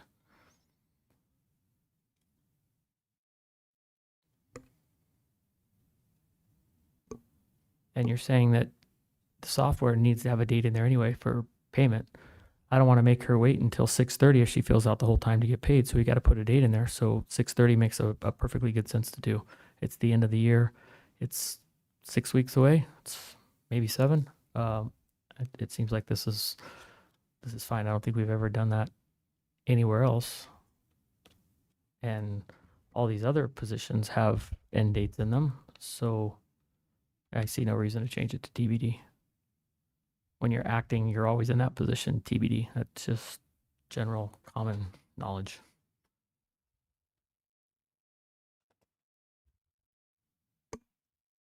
We currently have a motion with TBD in it. And We have not had a second I yet. don't know so- that EPARs would even allow for TPD. So are you aware, Ms. Avila? Yeah, we have to have a date. Yeah, that's what we were saying. Right. So you can't do a TBD. That's what I'm saying. We're making a motion to change it to TBD, but we have a date of 6:30. So why we have to have a date? Why don't we leave it at 6:30? We can always end early. Did you second the motion? No, the motion has not been second, so it can be changed still. I'll amend my motion. I don't think you have to amend it. I think you're just changing it because we haven't gotten to a second. Okay. You're just changing it. I'll make a new motion. There you go. Thank you. Thank you. Motion to approve 7.3. All right, we have a motion to approve 7.3 Second. and a second. We can take a vote on that. Member Todd, Aye. Member Zimmerman, Nay. Member Cirincione. Aye. I'm also an aye. We'll show it passed 3-1. Right, the next item that was pulled was item 7.4. Mr. Todd, I believe you asked for that to be pulled. Yeah, I would just ask that we consider this towards the end of the meeting after we come back out of executive session. Not asking for it to be stopped, but I think we should hold this until we're out of executive session and until such time that we've made action on 8.3 and 8.4.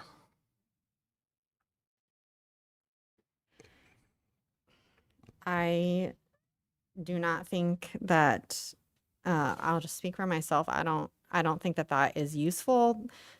The interim superintendent has said that she wants to resign. I don't think we can force people to work. I don't think that's helpful or useful to the district. So, I never said to force her to work. I said I think we need to hold this until we're done with the rest of it. It's not stopping anything. It's not holding her. It's asking to delay this until we come back out of executive session and look at the other two, 8.3 and 8.4. I make a motion to approve 7.4. All right, we have a motion. Second. Second. All right, we have a motion and a second to approve 7.4. We can take a vote. Member Todd, Nay. Member Zimmerman, Aye. Member Cirincione.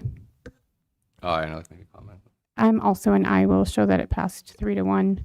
Board Member Cirincione, you can make your comment. If it's appropriate, I'd also like to just thank Miss May for the work she did. It was a lot to take on when she got here. So I appreciate that. She's the one that requested this. It was her wish. So I'm following her wishes by approving this. Thank you.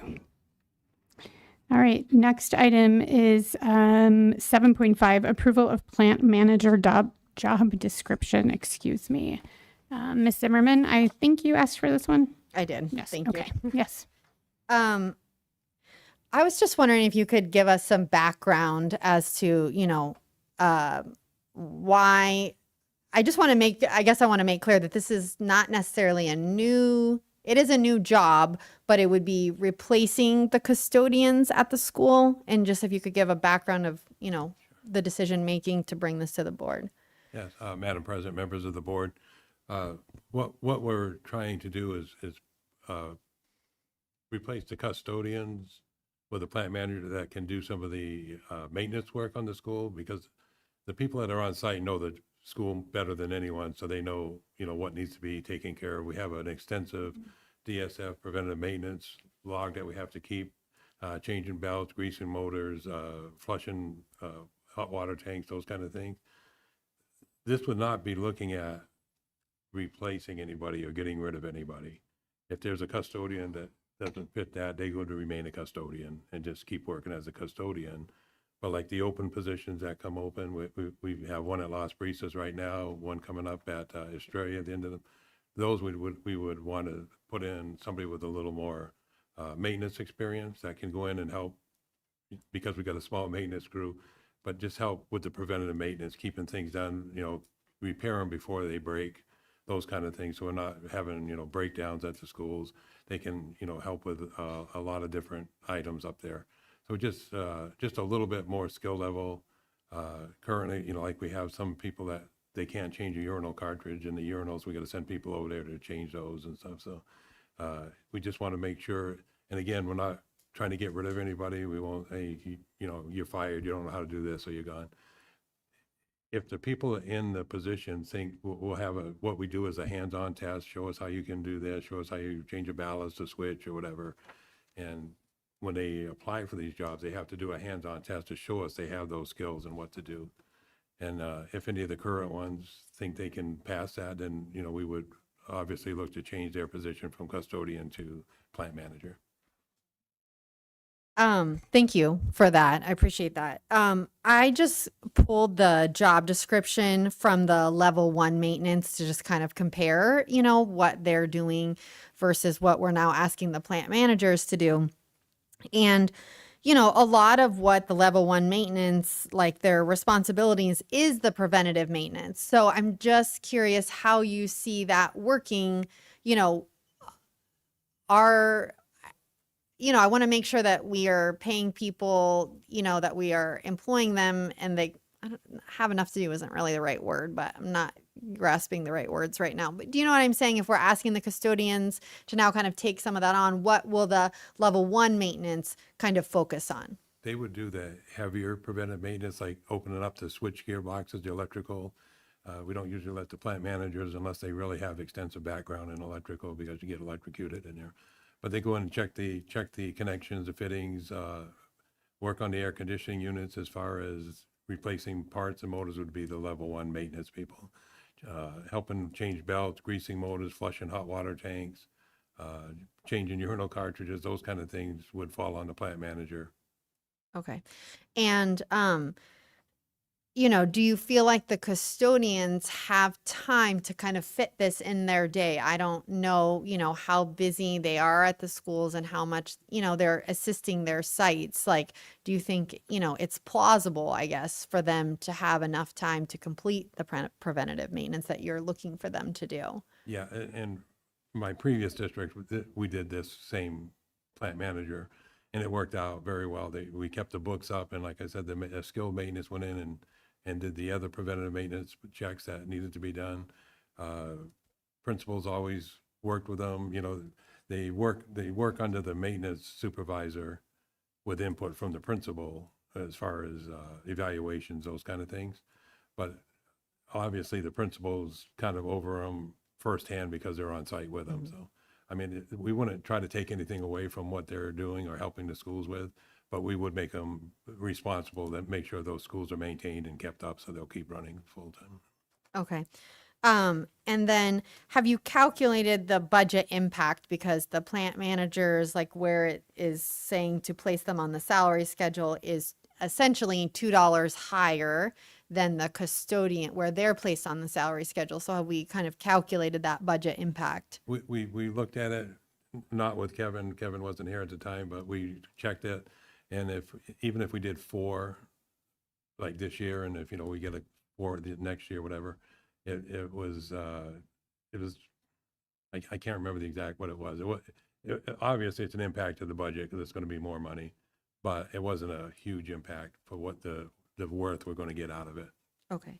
I mean, can you give me like a Yeah. ballpark number, like 10,000, 30,000? Yeah, well, say like 2,080 hours times $2 is, you know, $4,000 a piece, somewhere around there. Okay. A year. Okay. Thank you so much. You're welcome. Any other questions for Mr. Young on this agenda item? Okay. Then would anybody like to make a motion? I make a motion to approve 7.5. And do we have a second? Second. All right, we have a motion to approve 7.5 with a second. Can take a vote. Member Todd? Aye. Member Kenyon? Member Kenyon. Sorry, I'm reading my list. Member Zimmerman? Aye. Member Cirincione? Aye. And I'm also an aye. Will show that passed 4-0. Thank you. Next item is 7.6, approval to award cleaning contract for 2026-2027 school year. Mr. Young and Ms. Zimmerman, you asked for this one to be pulled. I did. I know that we need to award a cleaning contract. So I just want to state that I know that we need to do that. But as the board, it feels difficult for me personally to do it without a contract in front of me. I just feel like it's been I feel like we've gotten the board, because ultimately we're responsible, right? And so having not seen the contract, is there a reason why it's not for us to look at the actual contract? Madam President, members of the board, the contract was sent to the attorneys for review, and they sent back a list of things that they'd like to see addressed on it. And we sent that back to CCS, and they were revising it with their attorney. We're just waiting for it to come back at that time. They are on the 1 GPA contract, and so they're contracted under 1 GPA to, come out to schools and do the work.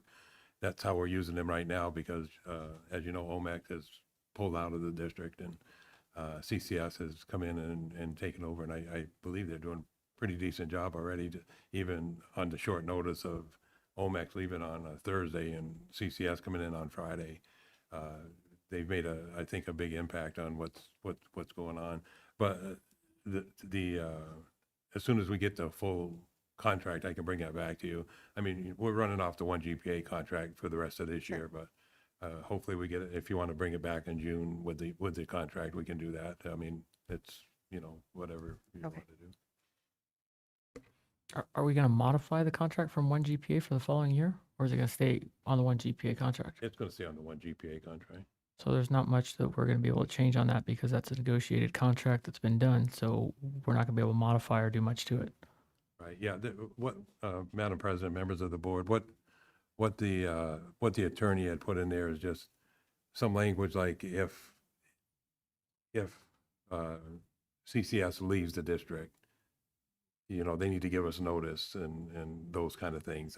So it wasn't it wasn't anything to do with the funding or anything like that, but more protecting the district in case the vendor leaves, that the district's protected and we're not going to be holding the bag. But you did state that legal did send some modifications Yes. to the contract. Yeah. Okay. Just So- make sure that we weren't holding the bag. So it's not the exact contract okay. Thank you. Just a curiosity. So they're supplying all the supplies, correct? And then are they doing like day porters and stuff also, or just only night cleaning? The contract price that we're looking at with the 3 is for the night, for the night cleaning of the schools.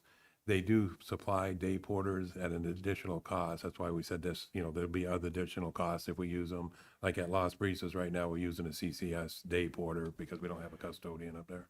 Okay, that's where I was going next. 'Cause we just talked about custodians, and then I was like, are we getting day porters too? That doesn't make sense. Yeah, no, we just use them like at Las Brisas when the custodian quit and we didn't have anybody to fill in. Okay. So we use, we would have used Omex, but Omex always had problems getting a day porter. They'd, bring different people in, but CCS assign somebody and they're there all the time.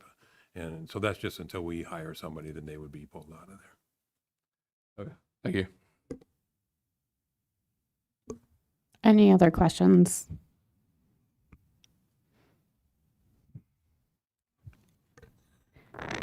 Anybody like to make a motion? I make a motion to table 7.6 till the June meeting. Right, we have a motion to table, and do we have a second? Second. Right, we have a motion and a second to table until the June meeting. We can take a vote. Member Todd? Aye. Member Zimmerman? Aye. Member Cirincione? Aye. I'm also an aye. We will show that it passed 4-0 to table until the June meeting when the contract is available. All right, the next item is 7.9. Approval of out-of-state travel to the Synergy Connect 2026 conference for November 10th and 11th, 2026. Lane Mann is our district point person, and Mr. Todd, you asked for this to be pulled. Yeah, I'm just curious. We seem to go to this thing every year. We never hear anything back from it. I'm wondering if we should continue to put this into the contract every year for pay, but I feel like we've got some stuff on this audit that needs to get addressed. My understanding is, and just somebody told me a couple days ago, that this turned into a extended vacation for a couple folks previously, and I think we've got things here in the home front that need to happen. So I'm okay with people going, but I definitely think our IT director should probably stay back, and we should have the boots on the ground attending this important training, if it is indeed that important. Again, I've never heard a single thing, never heard a presentation back or anything about what's new this year from previous years. What did we learn? What do we do different from previous? That would be my thoughts on it. We've already paid for it, but I think we just need to send the right appropriate people. All right. Mr. Mann, do you have any response or comments? Madam President, Board Member Todd, I'd be more than happy to stay back from this. And we'll make sure that we send some folks that'll get the most out of it. All right. Thank you. And maybe we can have a short presentation afterward with just an update of, the highlights of what you learned from the conference and the biggest takeaways. Yeah, absolutely. This is our SIS system.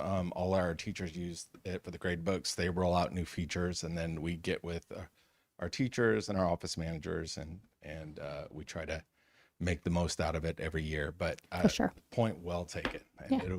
it'd be nice to stay back this year. All right. Thank you. All right. Ms. Schmidt. Yes, please go ahead. Just for transparency purposes, I just want to be clear for the public that part of our contract with Synergy pays for employees to go. So this isn't an additional cost that the district is incurring. So I just think that's important. Well, it is an additional cost because we pay extra in that contract. If we were to tell Synergy we weren't sending anybody, they would not put that into the contract. That's an extra fee we pay in the contract. So yes, it is coming out of our pocket. Okay, But but with we that- already approved the contract. I understand. I simply said I think we need to be sending the right people. I'd never said we shouldn't send people. I said we need to send the right people this year. With that, I'd make a motion that we send 3 people from IT. We approve 3 people from IT to attend this conference. Mr. Mann has agreed he would stay back, and we'll get a presentation upon their return as to this conference and the value of it moving forward in future years, future contracts.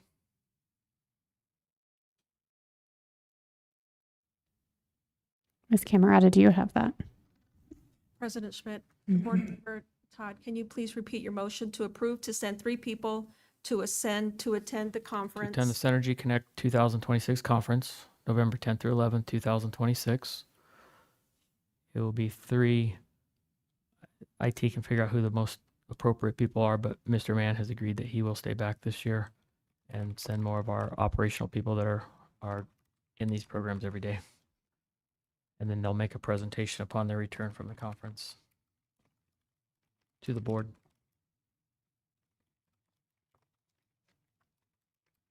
President Schmidt, governing board members, the motion will read, motion to approve to send 3 people to attend the conference, and that Mr. Mann will stay behind and have a presentation upon their return to the governing board. That sounds correct. Okay, we have a motion. Do we have a second? Second. Okay, we have a motion and a second. We'll take a vote. Member Todd, Member Zimmerman, Aye. Member Cirincione. Aye. I'm also an aye. We'll show that passed 4-0. Moving on to agenda item 7.10, approval of support staff wage schedule for FY 26-27. Ms. Zimmerman, you asked for this one. Thank you. I just want to clarify that the schedule attached doesn't include the 2% that we gave because we don't want to hire people in at the same rate that employees that have worked for us for a year would be getting.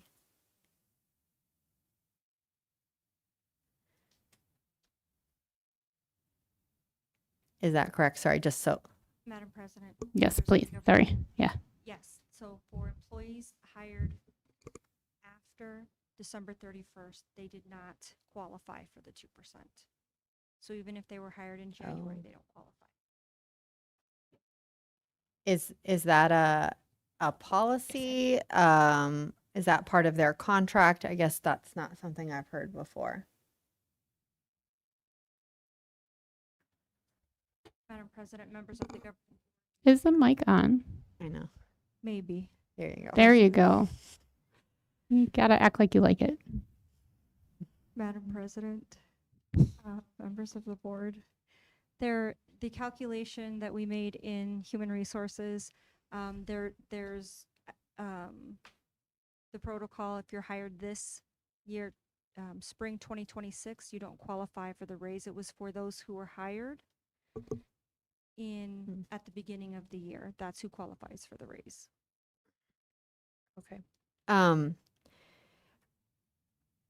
also just think, future thinking that we'll need to come back to the support staff because of the not step increase, and to make sure that we don't have employees coming in that are new to the district that are going to be making more than our current staff. So just for the record.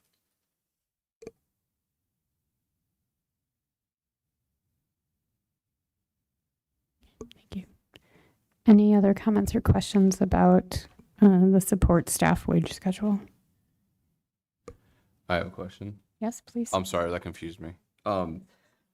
So this one in front of us for the 26-27 support wage, this would almost mirror the 25-26 to guarantee that our 25-26 employees would be getting more this year than the people coming in.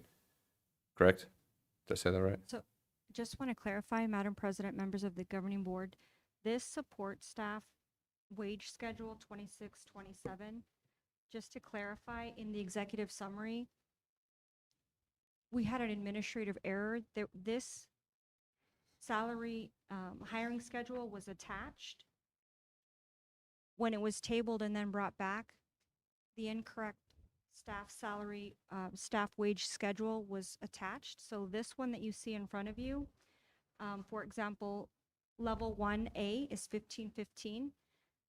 That puts us in compliance with minimum wage. The one that was attached the second time reads $15.12. So we're making a correction. So just to be clear, we're correcting an item that was tabled and an incorrect wage schedule that was attached. And then also you'll see the details. There was also other errors that we're correcting on the version that was presented. There were some positions that were omitted. For example, food service manager, Medicaid billing clerk, food service assistant, and food services specialist. So this specific wage schedule, it doesn't have a 2% in this wage schedule. For this, we are correcting an item that was tabled and then the incorrect wage schedule presented for the second time. So this is just a correction.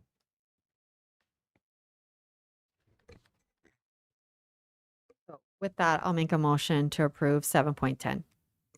All right, we have a motion. Do we have a second? A second. All right, we have a motion and a second. We can take a vote. Member Todd? Aye. Member Zimmerman? Aye. Member Cirincione? Aye. I'm also an aye. We'll show that that passed 4-0. And then moving on to item 7.12, approval of gifts and donations for the months of March and April 2026. Ms. Zimmerman, you asked for this one to be pulled as well.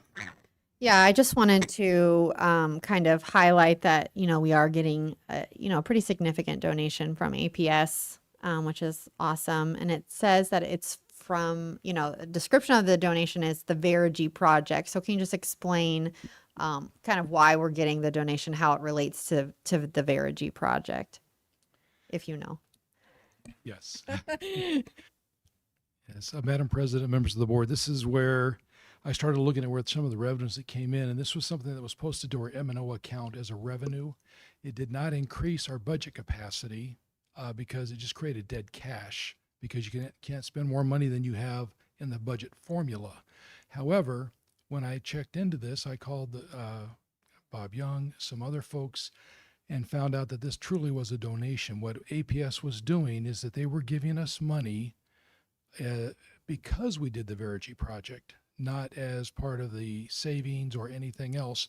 We were taking load off the grid. And so this is kind of I don't know how else to describe it. They didn't say it this way, but it's more of a thank you. Hey, you did this. We appreciate you doing this. And they gave us money as a result. So the Verigy project generated money as a donation for us from APS for taking load off the grid for doing this project. Thank you so much. Appreciate it. With that, I make a motion to approve 7.12. Great, thank you. Do we have a second? Second. All right, we have a motion and a second. We can take a vote. Board Member Todd? Aye. Member Zimmerman? Aye. Member Cirincione? Aye. I'm also an aye. We'll show that passed 4-0.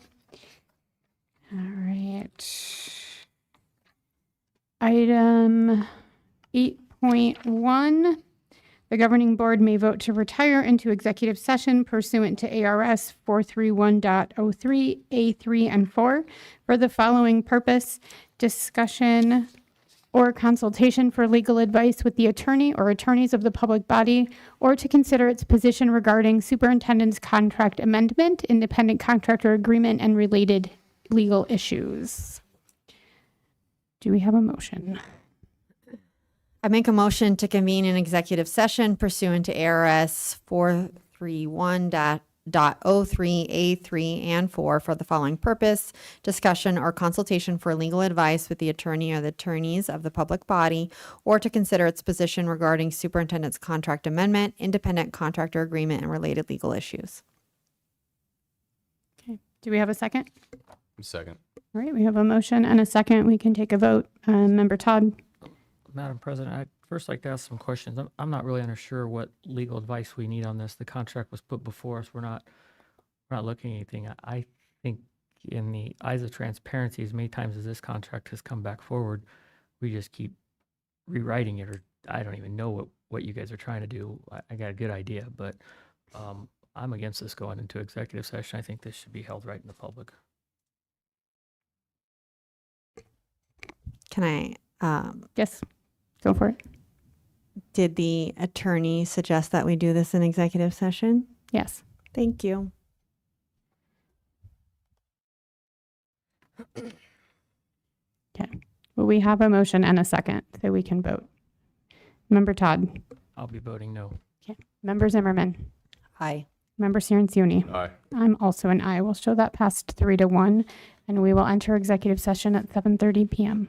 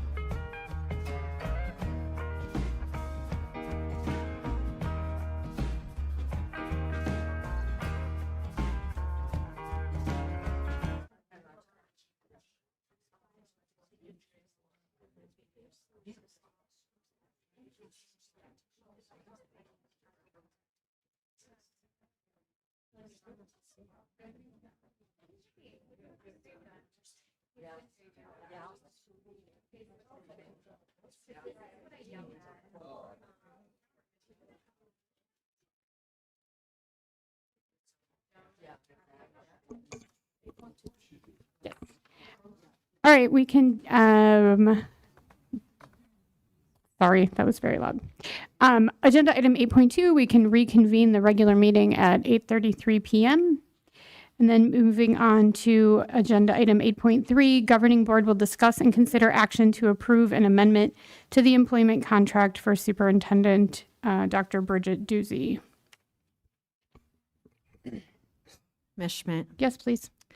I make a motion to approve the amendment to the employment contract for Superintendent Dr. Bridget Doozy with the change to paragraph 10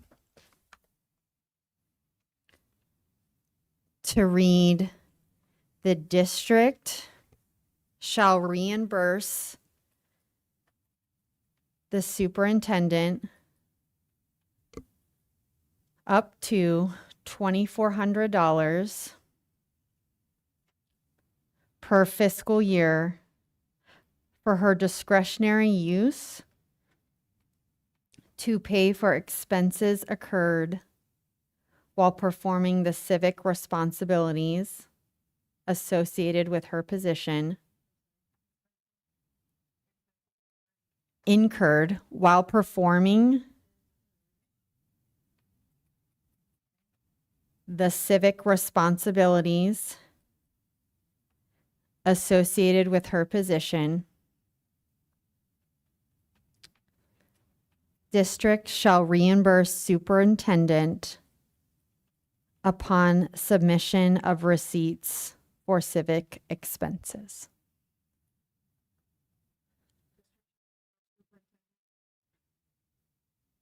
Upon submission of receipts for civic expenses.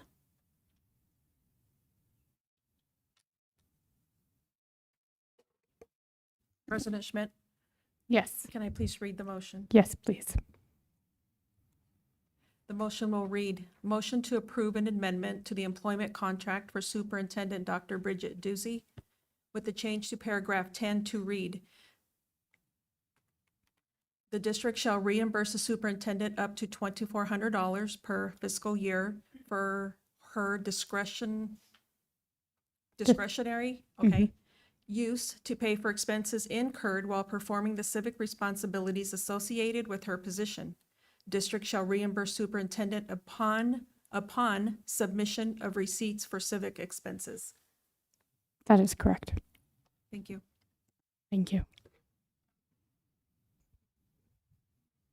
All right, we have a motion.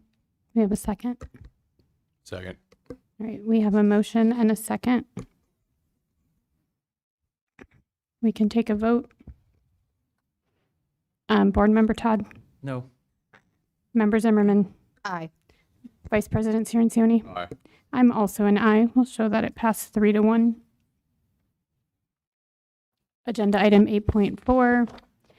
The governing board will discuss and consider action to approve the independent contractor agreement for Dr. Bridget Doozy. Okay, I make a motion to approve the independent contractor agreement for Dr. Bridget Doozy with the change to paragraph number 1, adding the date April 30th, 2026. Change to paragraph 5 for the date to read April 30th, 2026. And the change to paragraph 11 to remove the interim superintendent and the words "if possible."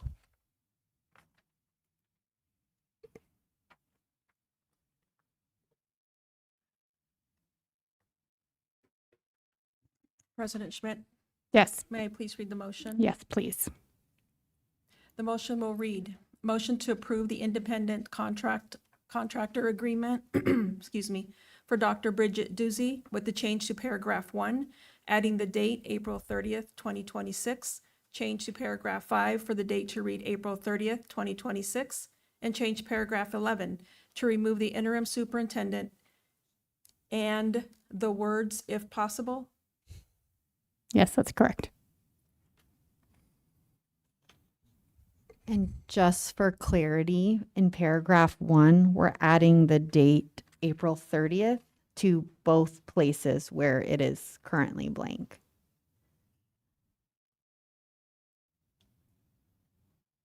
In paragraph number 1. Do you want me to add to both places? Sure.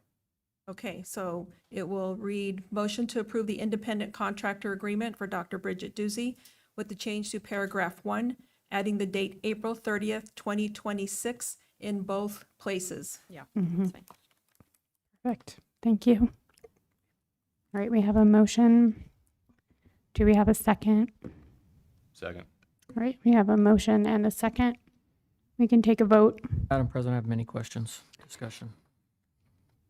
All right, go for it. Okay, looking at this, it's my understanding that there was an RFQ released by the district for this, correct?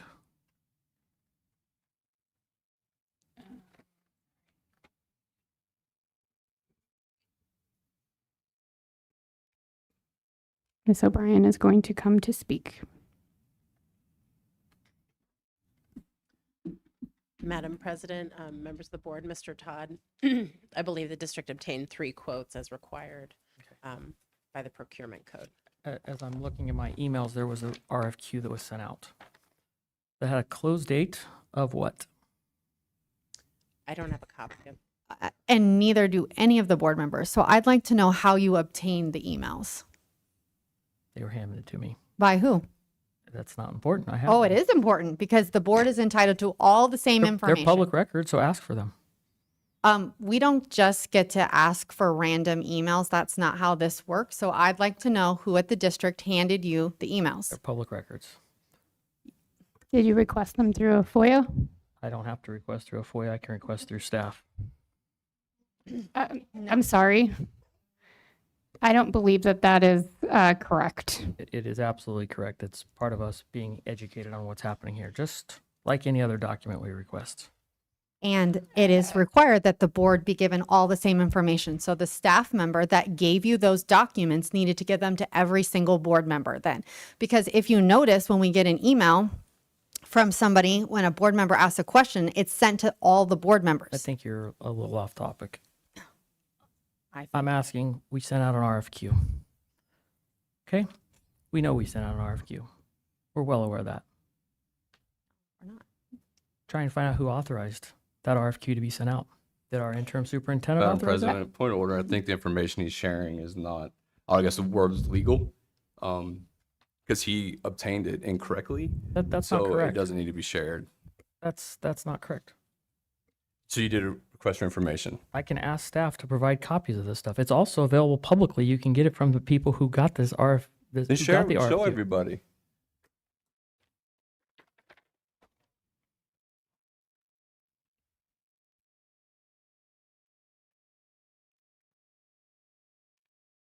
Let me find where it is. So if it's public record and we don't need to fill out a FOIA, we could just pull the cameras right now and see who left the files for you. Then we'll know who gave you that information. The envelopes that I carried in my bag, It was on the desk. Ones that are on the table. when you that walked had in. nothing to do with it. This one is there. Okay, so if it's The point remains, I'm asking questions. We issued an RFQ. There's no reason to get loud. You're the one Well, I'm being that's coming talked over. I'm information trying to ask telling questions. us we don't have to do a FOIA, You and don't. then you're saying you got don't. emails from people. Are they directly from you into that What if person? they came from a vendor? Did they? Yes, How? because they called me and asked. I said, we got Okay, some then concerns. share them with us. I don't have to share that So with you. because you do. Oh, you can get it. Okay, gentlemen. Madam Who- President? Yes. Board member, I'm just wanting to make sure that we comply with the. Yes, thank you. agenda item. Okay, please. Again, we issued an RFQ. There was a date on that RFQ of a close date of May 5th. We closed it early. We also issued a purchase order to somebody with our signer's name on it. Mr. Young, were you aware that your name was on the purchase order for this already? Madam President, members of the board, as an authorized signer, my name's on all the POs, so. Right. But Sure. it's just electronically added there. Correct. I want to know, legal, before we assign this, I'm asking questions. Who authorized the RFQ? Who authorized to close the RFQ early after we said May 5th? Why don't we have copies of all of the responses? Because I don't have them. Madam President. We have a person. Yes, Ms. O'Brien. Madam President, Mr. Todd, after the concerns that were raised about procurement compliance at the last board meeting, I worked with business services staff members and provided them with advice to obtain the 3 quotes because the total cost for the services may exceed $10,000. So I was not copied on every email that went out with business services. But my understanding is that they received the 3 quotes on April 29th, 2026.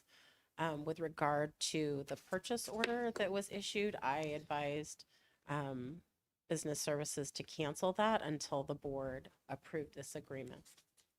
Thank you. So we have somebody who is put in for this position. They've been given full access to a district email, to district resources, and I think we're treading on some very dangerous territory to award a contract to one person who was given more access than anybody else. I also think that this person is under contract still with Litchfield. As of earlier today, they were. And it's very clear from my understanding in statute that talks that you can't be under contract under two districts at the same time. So how do we have a contract with somebody? Secondly, as we read this, it talks very specifically that this person shall be solely responsible for the timing, location, and process of providing the services. We have no control over this. It could be an hour a day. It could be less than that. Except for set forth, the district shall not control provider's hours, which will be set by provider in provider's sole discretion. Seems very peculiar and not very transparent that we allow that to happen. There are so many things in this that I have problems with. It's, again, before we issue an contract for consulting services, we need to make sure that it was properly authorized. You need to find out who decided to cancel it early because somebody replied and that vendor called to say they told me he had already closed it, but it said May 5th. So who made that decision? It seems very peculiar. Have we seen the copies of everybody that did respond to it? Are we sure that we're getting the most efficient bid? Who decided that this was the person that we were going with? What staff decided that?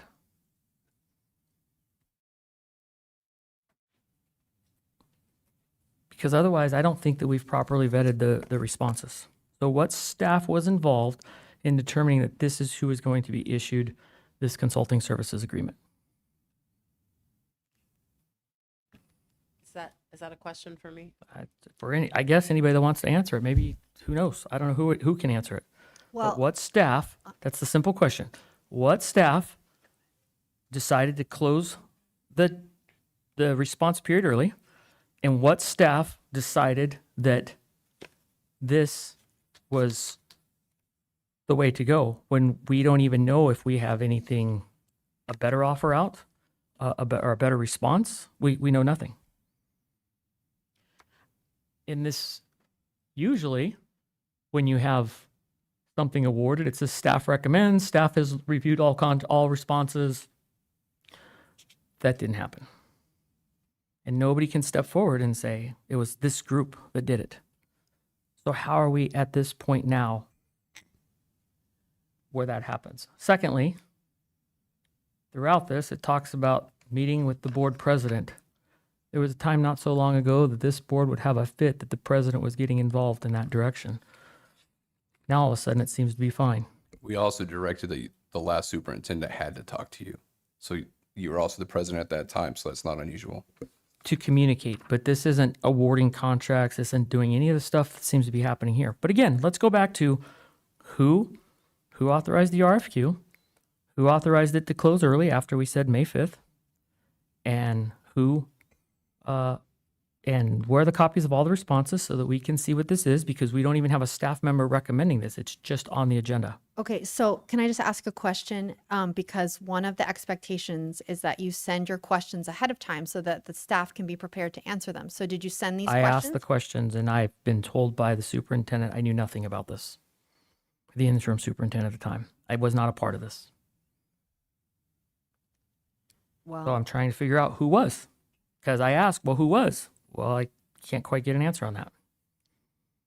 Madam President, board members, if I could, it is very common for a new superintendent to spend some time ramping up with the district that they're about to come in and lead.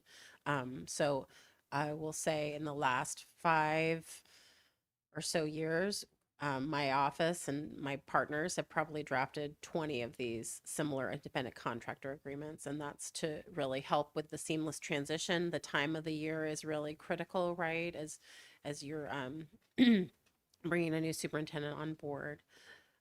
So this is common. There's no conflict with the superintendent's current legal obligations under the contract and also performing these independent contractor duties. The incoming superintendent would take leave from her other job and come work at the district. So there's no legal problem with both things happening at the same time. I spoke with business services about obtaining the 3 quotes. I wasn't copied on kind of the day-to-day correspondence on how they were doing that, so I can't answer any of those other questions. And those are questions we need to have answered to make sure that we've done this properly. Because you can't vote on something that could potentially be illegal.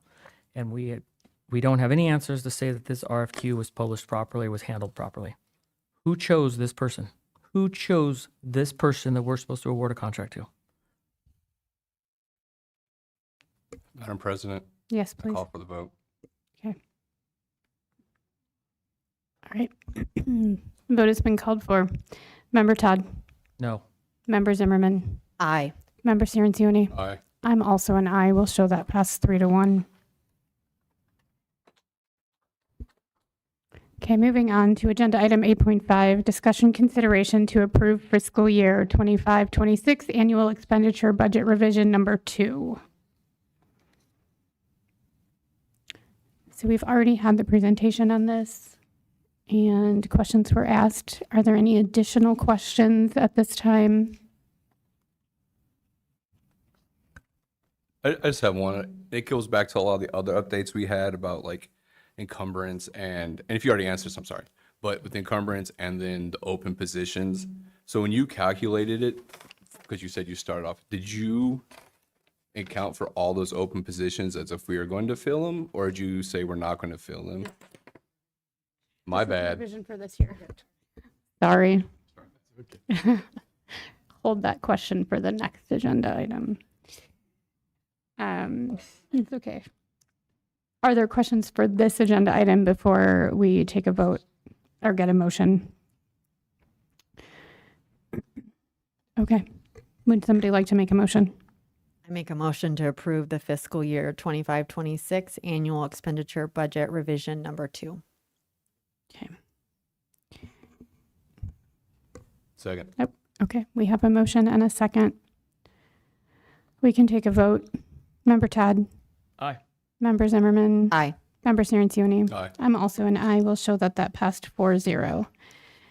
All right. Now we're moving on to 8.6, discussion of projected revenues and expenses for FY 26-27.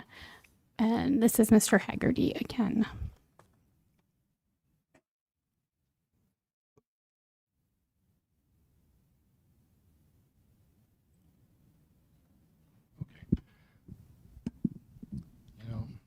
think I have to take it out of here to make it work right.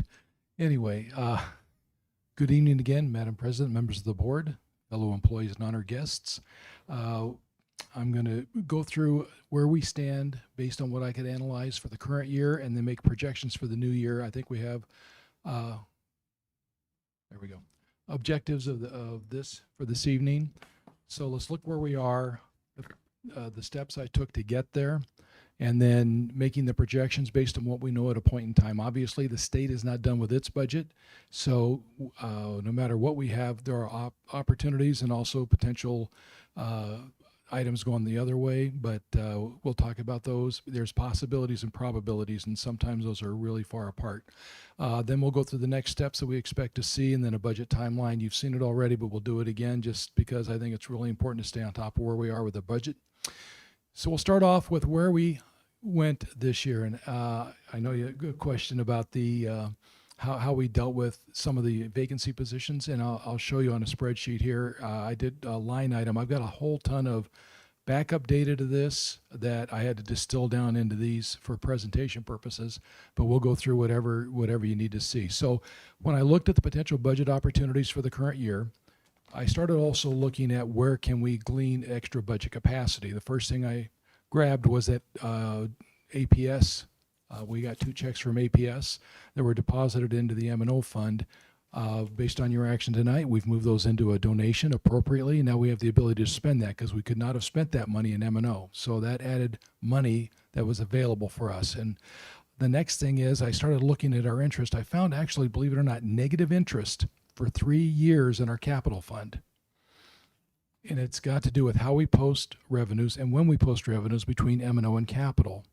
And I believe we have the opportunity to go back and recover from those the 2 prior years and the current year over $200,000 in interest that adds capacity to our capital budget. So that's one I'm going to be working on also. The year 24 is going to be really critical because you can only go back 2 years, and life as we know it ends every June 30th. So that means I can't go back to 24 after June 30th. So this is going to be a priority. We'll get that to the state with a request. It's called a 915. It's a Arizona State, excuse me. See, the later it gets, the more my voice fades, and unfortunately my brain too. But the 15915, that's an article in the statute that allows us to go back into prior years. We file that with the state, and the state opens the system back up, and we can then restate those prior year numbers. So basically, I'm rebuilding financial data from 2 years ago at this point. So that's why it takes such an investment of time. And then when I'm done with that and they accept it, then I can roll into the fiscal year 25 because that'll affect the balance forwards going into the following year. It'll also affect all the interest calculations in that subsequent year, and the same would be true for the current year. So I got to build it sequentially. And again, think of this as one-time money because that's what it is, but it's interest that's coming in. It's how it got to do with how we post our revenues and split it between M&O and capital. The other thing we're doing is we're analyzing our accounting records to make sure as we're posting revenues, miscellaneous revenues, and things of that nature, that they are going into the proper fund because, as I mentioned before, the M&O budget is driven by formula.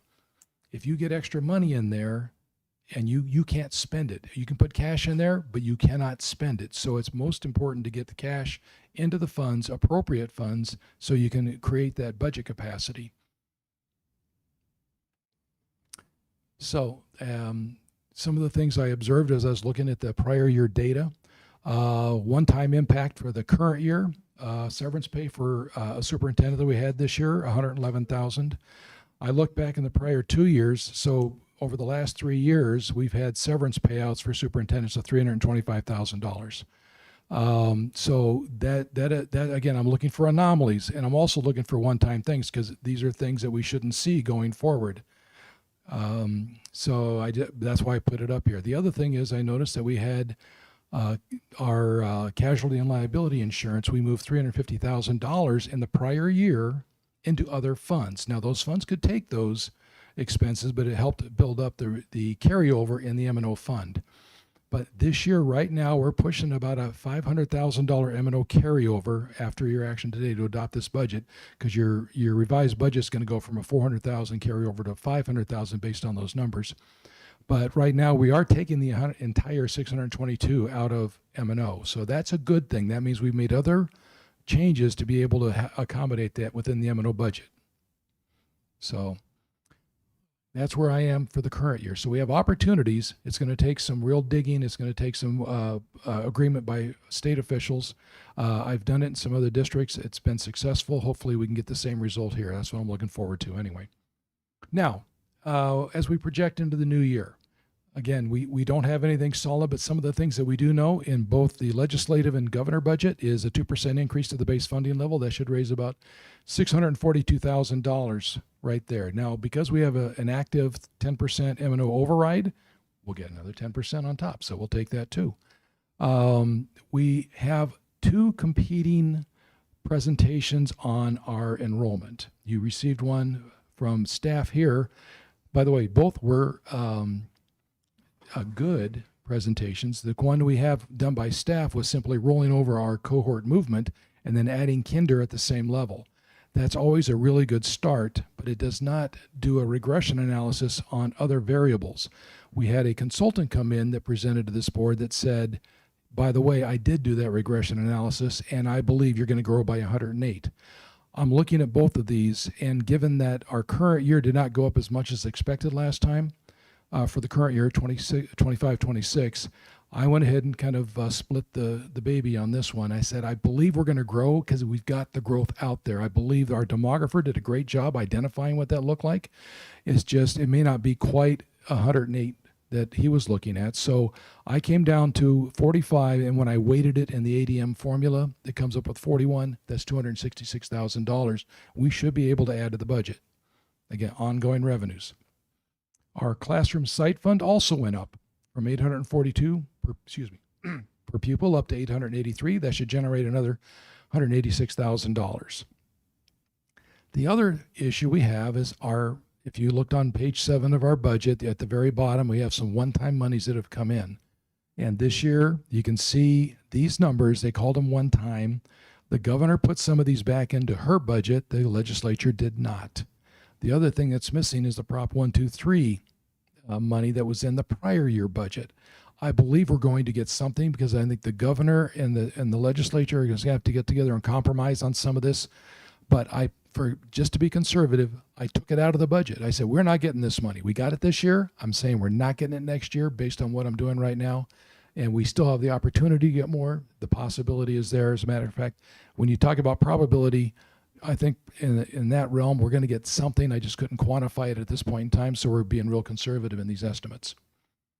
When you add those all up, our net incremental ongoing revenue is about $611,000. That's when we add and subtract all those numbers.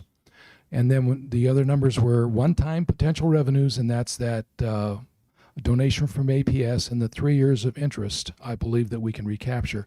If, depending on how those numbers go, it could actually go up a little bit from that as long as we get the state to agree with us. And I believe they will. I look at these, when you look at one-time monies, as your safety net. You know, we have to make a lot of assumptions based on data we have at a point in time. But you also have to say, what's going to happen if some of these things don't happen for us? Well, there's your safety net right there. We get this money in the bank, then we have a place we can go to and rely on if something blows up on us. We got some place to go. We've got bridge money, bridge us over the tough time. The next thing would be to look at the incremental expenses. So the board's already approved a 2% salary increase. I only took into consideration what we're charging to M&O and the classroom site fund. That's at $537,000. That includes the benefit roll-up costs as well. Of that, $225,000 would be coming out of M&O. The rest would be coming out of the classroom site fund for our teaching staff. So the classroom site fund is going to be, even with the incremental increase it's going to get, is going to go down a little bit. But that fund has $3.2 million of carry forward in it. We're in a really good place. We could maintain this on into the future for a period of time and not bat an eye. And we know things change over time. The next thing is the medical insurance, almost $178,000 of that. M&O will take $173,000 hit on it, and the classroom site fund another $4,500. The casualty and liability insurance, we got their estimate or their proposal moving forward, $78,771 going up. That's 11.8% increase, kind of steep. But I also looked at the components of it, and the largest component was prepaid legal. And that prepaid legal was more than half of the entire increase. So when you look at that, well, those go up because of usage. So I guess in certain terms, you could say we're kind of a frequent flyer in this area, utilizing those services. The next thing is I looked at positions that were not filled but will be filled in the future. So I did plug in $150,000 for an assistant soup position that was not filled this year, that we're anticipating doing that for next year. And then we had some other positions that had vacancy savings. Vacancy savings are we budget for a position, somebody's in, somebody's out. We may use consulting services for a period of time. And I put $75,000 in there as a placeholder because I didn't go line by line, unit by unit, piece by piece, because I wasn't even sure all these things were coming back and when they would come back. But I do believe we need to recognize it's going to happen. So I plugged in $75,000 to recognize that. The other is we're going to have an increase in diesel fuel. We don't know what that is yet. If you can tell me when the Strait of Hormuz opens, I'll tell you what the number's going to be. But right now, the bottom line is we know the fuel costs are going up and it is going to impact us. So I put a $25,000 placeholder in there to recognize that's going to be happening. Now, the board's already taken some action here. What they've done, and you've done in the prior meetings, you have reduced 4 FTE teaching positions for $288,000. That was done in the April 13th meeting. Put on the agenda and approved a $60,000 removal of June benefits, but we're pending legal advice. I have not heard back on that one yet. And then the other thing that was discussed but not decided was eliminating an health savings account incentive, and that's $86,250. And to show you what that is, just to give it better definition, these are the medical numbers for next year. Now, when you take the silver plan, the value silver plan, we're going to be paying $9,240. The first level HDHP, the high deductible health plan, Plan A, we're going to pay $85.62, and if we go to the Plan C, which is a higher deductible on it, $79.62. As a district, we true those up. In other words, we pay the same for every employee. So we put as a contribution to each employee's health savings account the delta on those. So if you pick Plan A, we're going to give you $678 into your health savings account. And then if you pick Plan C, it'll be $1,278. But we have taken that a step further because, well, I'm not sure exactly because I wasn't here, but I'm assuming the incentive was added because when you introduce these kinds of plans, that you want to make sure because those plans are typically better utilized by people that really take care of and monitor their own health, but giving them incentive to move into it because it's scary when you walk into a high deductible plan. But doing it initially makes a lot of sense. In this situation, you usually stop it once you get people in, and that's what this does. So what this is showing you is that all of those people that are in those plans get an additional $750 into their HSA. So when you look at across the board, what are we paying for employees? We are actually paying more for the high deductible plans. So that's why it's on here. I think you guys had that discussion. The board had that discussion in a prior meeting, but no decision was made. But I just wanted to make sure there was clarity on what that is. We're not getting rid of all of the district contribution for HSA, only those that are over and above the values that are being assigned to the value silver plan. I'm going to stop there for a second. I want to make sure does anybody have any questions on that? Okay. So when you add up all the revenues and expenses and the M&O that are projected, we should gain about $130,000. The classroom site fund, again, will lose about $131,000, but given that beginning cash balance in the current year, the budget capacity, we can go 25 years at this level and not run out. We're in a pretty good spot. So I think we need to tap into this, especially as we move forward, making sure our teachers get properly compensated. Next steps. You've got the HSA incentive on the board agenda to approve. There are all alternatives. You don't have to take the whole thing. If you can, But if you choose not to, you could phase it out over time also. You could make a motion to say, hey, we'll knock it down by 250 a year for the next 3 years. You could take half and half, or you could take the whole thing, up to the board discretion. My analysis is showing that it all goes out right now, but again, we can always adjust that. These numbers are flexible based upon decisions that get made by the board. And the other thing, which I think is very, very, very important, is that we get those staff work agreements out. Our classified staff need to know that we're supporting them and that they got a place to come to work when we start the new year, and getting those out, I think, is really important. Like I said, here are our numbers again. I don't want to beat the dead horse too much, but I'll beat it a little bit. We do need to make sure that we get our proposed budget, adopted budget in the next couple of months, our annual financial report, and our revisions. So with that, I will stand for questions. Thank you. Questions from the board? Ms. Schmidt. Yes, please. Okay, if we could go first, thank you so much. I should say, thank you so much for the presentation. I think it's going to be a relief to the board and to the public that, you know, we are not in a position that maybe we originally thought we were. So thank you for the work that you've done to kind of help us get to this point. The 2% increase to the base funding, it's on slide 5, just so that everybody knows where I'm at. Oh, maybe, sorry. Maybe one more up. Okay. Sorry, I don't know. Those are revenues. I'm looking for projections for the mine Salary says increase? 5. Okay. It's ongoing incremental revenues. That You're going to one, revenues. My apologies. No, one down. That one. Is That's the that the guy. one? yes. Base Okay. funding, not, okay, I was Um, thinking salaries. My apologies. Is the 2% increase to base funding, is that dependent on the legislature passing the budget? Like, is that, do they have to include that, or is that like an automatic? Well, it's actually statutorily driven, because we do have, they are required to make it whatever inflation is, or 2%, whichever is less. So if it's more than 2% inflation, then we still get 2%. If it's less, then we get whatever the less number is. We know it's clearly over 2%. So this is in both the legislative and the governor budget, because it is required statutorily. Okay, so it's like a for sure, we're going to get that money. I think we can pretty much guarantee that's happening. Okay. Because it's in both their budgets too, so there's nothing to negotiate there. Okay, Yeah. perfect.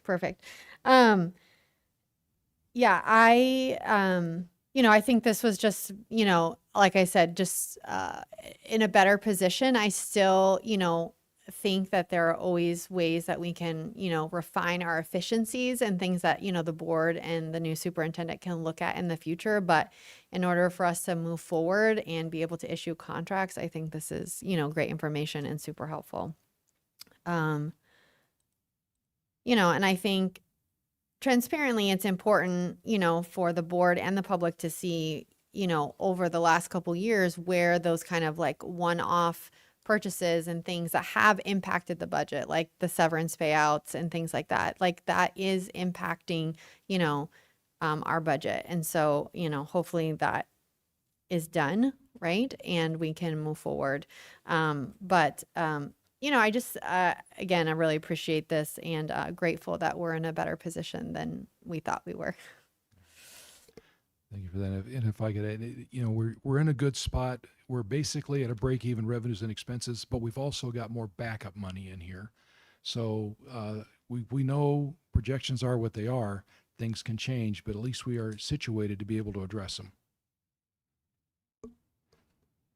Any other questions?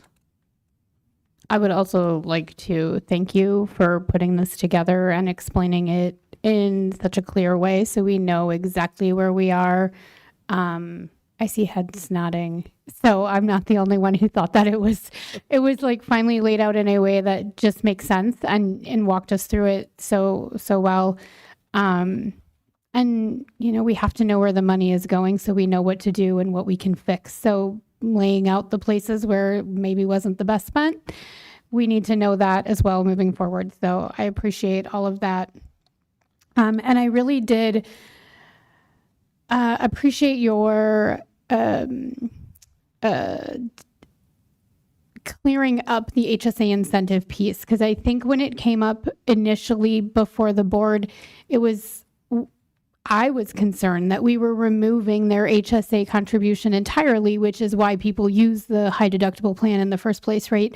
They know that they're paying less, but they do get some money from their employer to cover their bills when they have to go, because you get a larger bill. But to realize that we were already making sure everyone was getting the same amount of benefit coverage cost for us, the $92.40, and then we were giving an additional $750. So these individuals taking those plans are actually getting $750 more than the individual that takes the Value Silver plan, the other employee, was just very clarifying for me. And I think, I'm sure that the public also, when we talked about it, was like, oh my gosh, you're going to take that away, but didn't realize that we were already giving them, a significant amount more than the person who takes the Value Silver. So I think that's just helping make decisions and knowing how we're potentially impacting employees. So thank you. Anybody else? All right. Thank you so much, Mr. Haggerty. We can move on to agenda item 8.7, discussion consideration of the elimination of the supplementary HSA contribution provided by the district.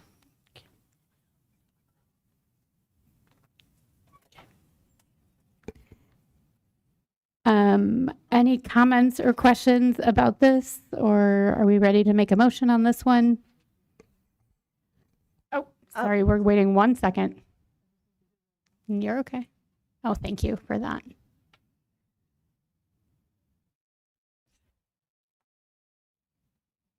Okay.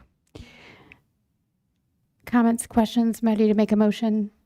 Can we just have a little discussion? Yes, of course. Okay. When I saw this presented, I am always looking at how it's going to impact our employees, right? I'm grateful that we were able to give them the 2%, but I kind of like the idea of maybe not taking it all away initially, especially based on, your projection that there is a little bit.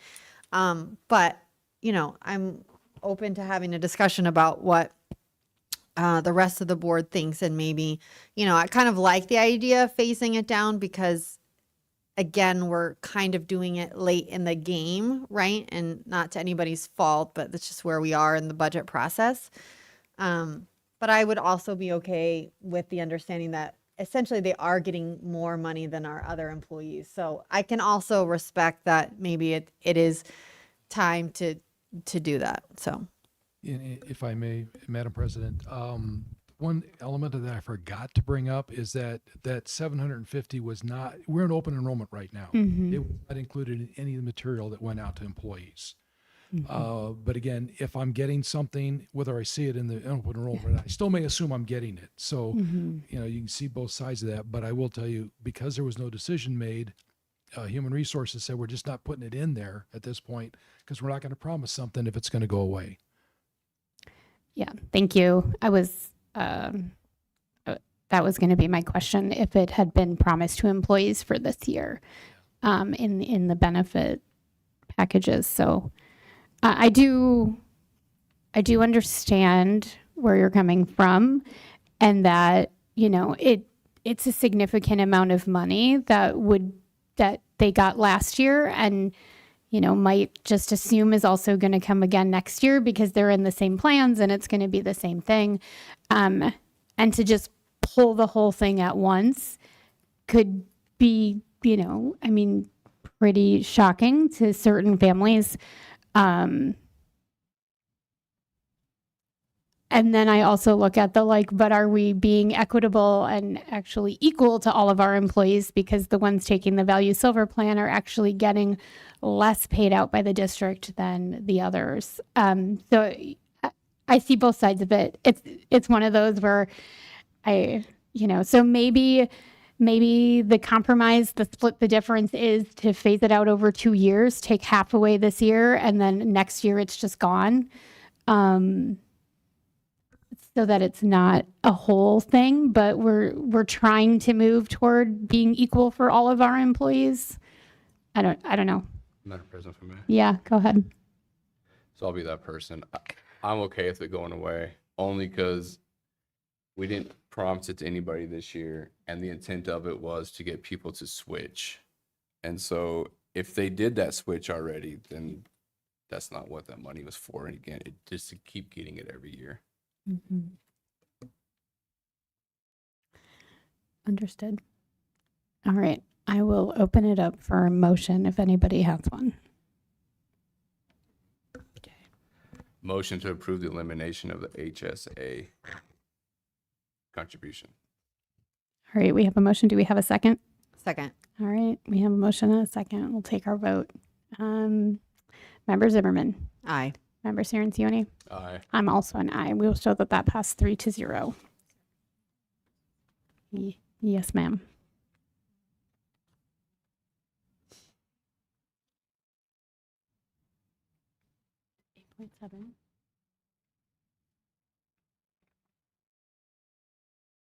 Oh.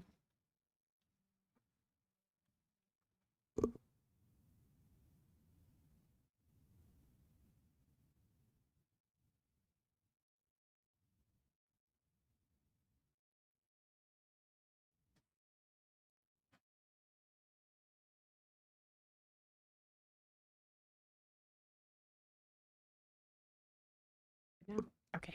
Thank you. 3-0. Yep. Thank you. All right. Moving on to agenda I'm sorry, item. Madam President. Oh, yes, Just real please. quick. Go ahead. Just make sure, because I thought I heard the motion, and Minnie, you may have to help me with this, that eliminating the HSA contribution. Yes. I just want to make sure it is that it's the supplemental portion. If I could get that clarification, if that's okay. You know what I'm saying? It's just because we're still going to do the other Oh, HSA, yes. but which is an HSA contribution, but this will be the supplemental one. So the incentive part. Yes. I think when I made the motion, I was talking about the $750. Okay. Yes. Yep. Wanted to make sure the intent was I knew what the intent was, but I just wanted to make sure the minutes reflected. Yes. Thank you. Yes, definitely.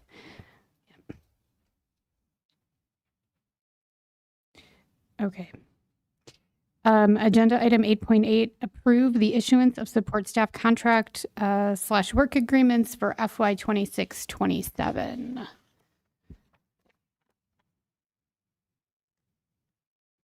Do we have any questions from board members on this?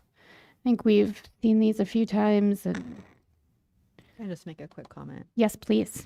I just want to thank these employees who I know have been anxious to receive these, and just want them to know that we appreciate them, and that I'm grateful that we're able to do this tonight. And I know that it's been difficult to wait, so I just want to acknowledge that has been difficult. So with that, I will make a motion to approve the issuance of support staff contracts / work agreements for FY 26-27. All right, we have a motion. Do we have a second? A second. Okay, we have a motion and a second. We will take a vote. Are you ready, Ms. Camerata? Member Zimmerman? Aye. Member Cirincione? Aye. I'm also an aye. We will show that that passed 3-0. Again, thank you to the support staff for hanging in there with us. Agenda item 8.9, discussion consideration of student extracurricular activity fees for FY 26-27.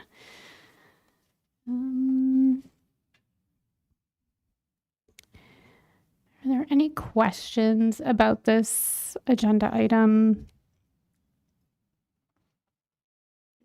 So just to note, there were no changes to the schedule from the current year, with the exception of the family maximum per school, not including extracurricular field trips. And it was on an earlier agenda, and I actually asked for it to be cleared up a little bit. There was a few places where the wording was slightly confusing. And when I was reading it, I wasn't sure what I would have been paying. So I assumed that there were also other parents who might have felt the same way. And so they took it back and just cleaned up the wording. And and made it pretty clear, I think, now, but otherwise it's the same as it has been in previous years. Just for transparency for everybody. Ms. Schmidt. Yes, please. So, my only thing is these extracurricular field trips, and I know it's later, and so our principal's left. And so it's these like bigger 8th grade field trips, and I'm only bringing this up because there's a question as like inflation happens and fuel costs go up, like does that number, need to go up in order for us to be able to take the field trips, right? I'm just going to use like several of our schools, at least 3 of them go to Catalina, right? And we like rent a bus and the fuel for the ferry and things like that. So it's exactly the same as last year. And so my concern is because we're sending the letter out to, we have to let the parents preview, it has to come back before us. Do you think that we should up it by $50, let's say, just to cover it because it's an annual approval? Madam President, for me. Go ahead, please. I understand completely what you're saying. I think the only thing that covers, though, it says other fees may be charged per student determined on the exact cost. Right after the field trip. It's out in the Yeah, on the next page where it says, I was looking at that and wondering the same, if that would cover the other fees may be charged per student to be determined based on exact cost of costumes, supplies, and then it says entrance fees, transportation, etc. So I wonder if that's like a wiggle room or not. I don't know. But it also, I would also agree to change the number. I think it's fine. Because if you up the limit, it just gives everybody more ability to work within the number. It doesn't say you have to go to the max. It just says this is the max. So I think, yeah. I just know that last year this was like a big point of discussion, this maximum field trip number. I feel like we talked about it for a very long time unnecessarily.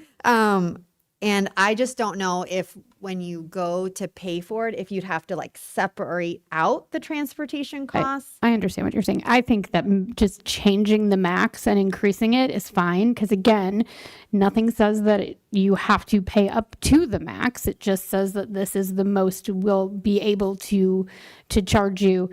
And as you're saying, if we limit ourselves at $550, but it really costs $650 per student, well, we can't charge them more than $550. So now that extra $100 is being picked up by the district, and we can't really afford to do that either, right? Consistently for every student. So I think for our own purposes, we should move it.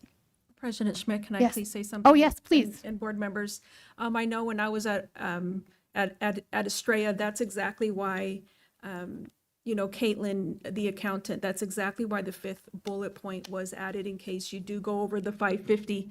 But I do understand if you make it, $1 to 600 or, whatever the board sees fit. But that's exactly why the 5th bullet was added.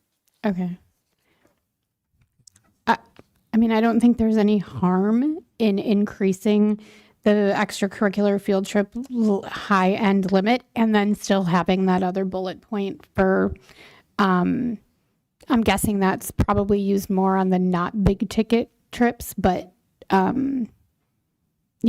it's there just in case. But I would be fine probably with adjusting it up even more than $50 if we wanted to, but I'm fine with 50 as well. So I'll go ahead and make a motion to approve the student activity extracurricular fees for fiscal year 26-27 with the change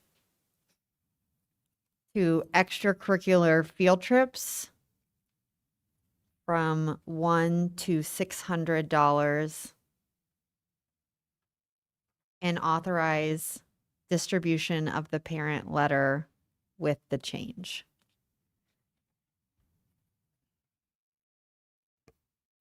Second.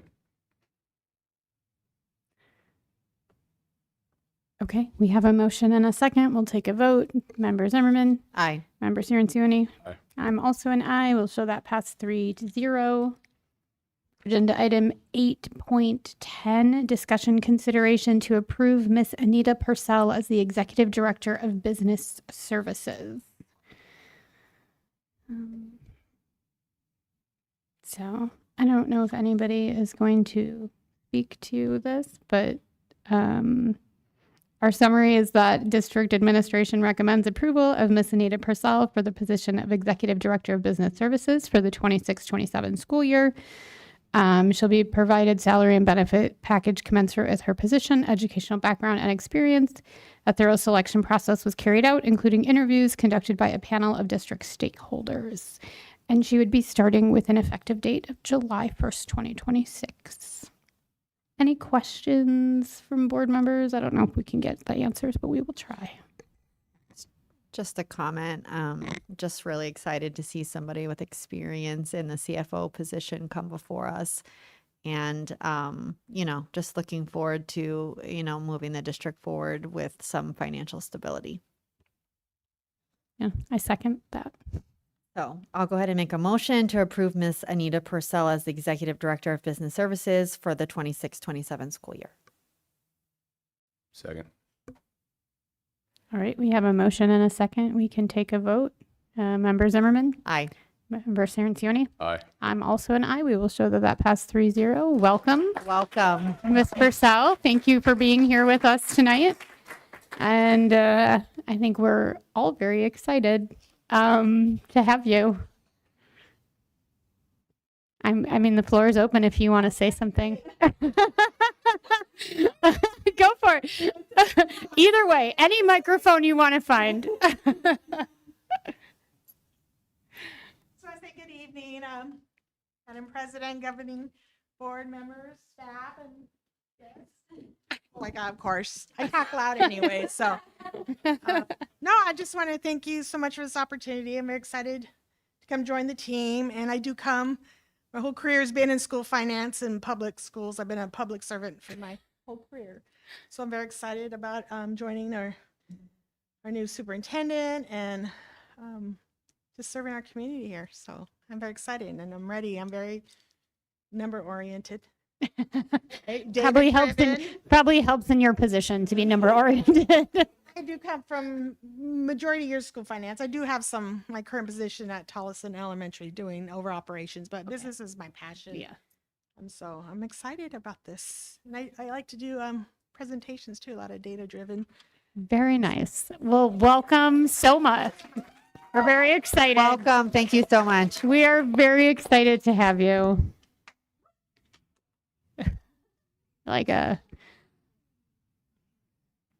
All right, moving on to agenda item 8.11, consideration to approve disposal auction of old primary and supplemental resources. I don't know who's bringing this forward, so I will just read it. So district administration is recommending the disposal of old unused primary and supplemental resources that are no longer on the approved resource list. Our first attempt to dispose of these items will be to auction them off, as seen on the attached request for authorization to dispose. Yeah. Each item is listed, and then, yeah. So we don't really need all those extra details, and they are there, and you can read them if you would like them. But questions from anyone?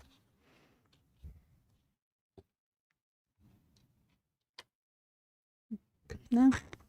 I make a motion to approve the disposal / auction of old primary and supplemental resources. Second. All right, we have a motion and a second. We'll take a vote. Member Zimmerman. Aye. Member Cirincione. Aye. I am also an aye. We'll show that pass 3-0.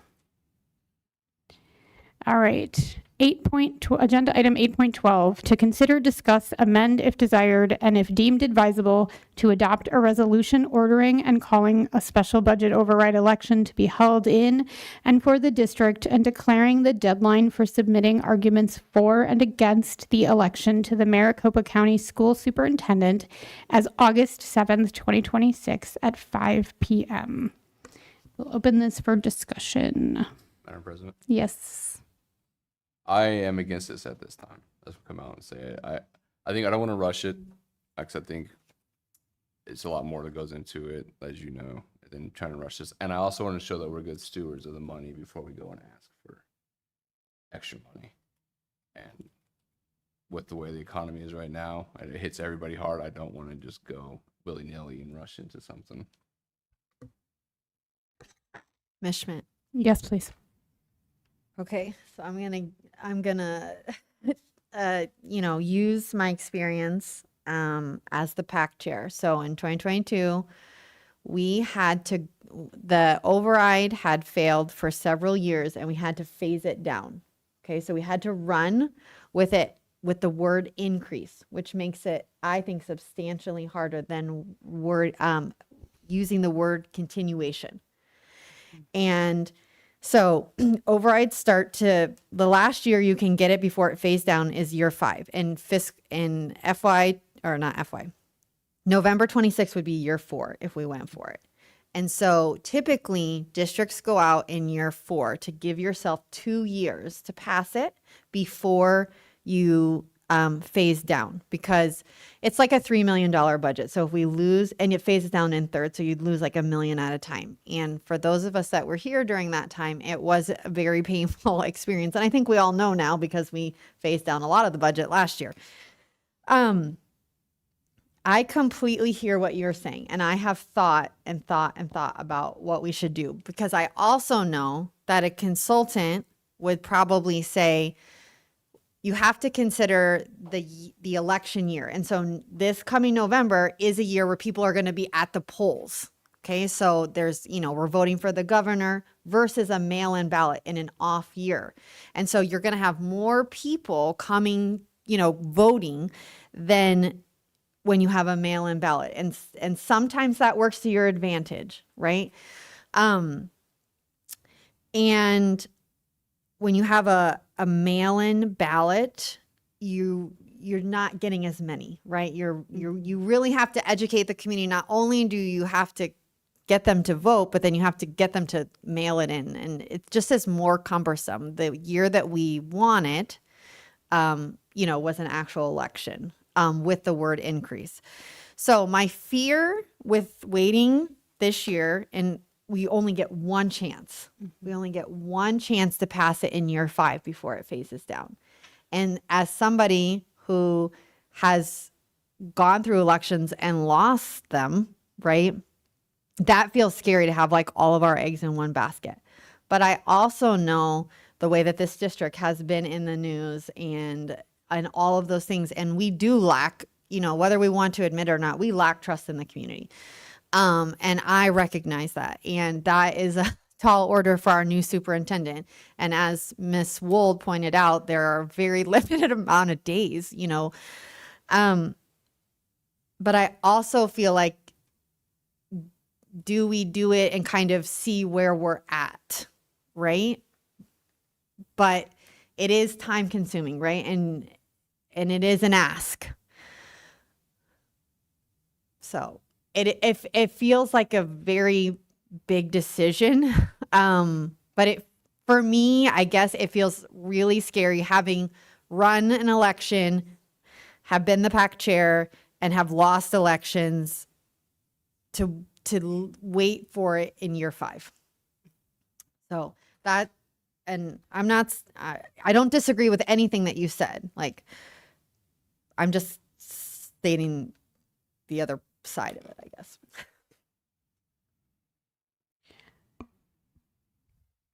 Yeah, it is a hard decision because I think we all see both sides of this, like that there has been so much turmoil that our view from the public right now, like how they view us, is not great. So asking them to give us more money when they can turn around and say, well, you spent $325,000 paying out superintendents you decided to fire. Why should we give you more money? And they're not wrong. And that's what makes this really hard. But the money that we would get from the override is impacting students, but like to explain that it really affects the actual classroom. And we just talked about the musicals that we got to see and the fine arts that the schools are doing. And those are the things that are going to be first impacted, because when we lose money, we're not getting rid of math and science and English, but we're getting rid of those other things. Like, those are the stuff. And, we all know that, and we can explain it to the public, but they're still going to ask why we spent $325,000 paying off superintendents.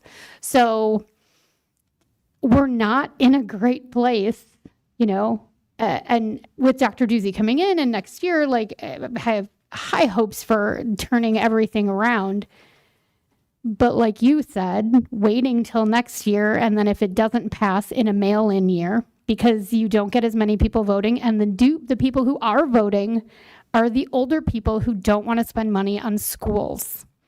They're the ones that are going to be sending in those mail-in ballots, not your moms and dads of the students, because we're all busy and it's just much harder. They're more likely to go vote at the polls for the governor this year, though. You get more people to show up that aren't just the retirement communities that don't want to pay money for schools because they don't have kids in schools anymore. So it's all of these things that we have to weigh. And I will say that I was on the call with the people from Stiefel that came and spoke with us, and then we've had a couple of phone calls. And they did talk about being able to run it as a continuation. Almost always turns out better than whenever you have to say an increase. So, people already are paying it, and truly it's not huge amounts of money, right? But it's more money, and nobody wants to pay more money out, even if it isn't a lot. But being able to say, we're just continuing what's already happening, nothing is actually going to change for you, always goes better than saying, well, now we have to increase it, So I get it. I do. And if we do it this year and it fails, at least we have another year to try before it does phase out. Because like Board Member Zimmerman said, if we lose like $1 million from that, that's huge. That is a huge cut. I mean, that's a lot of CHAMPS teachers and things like that we would be losing.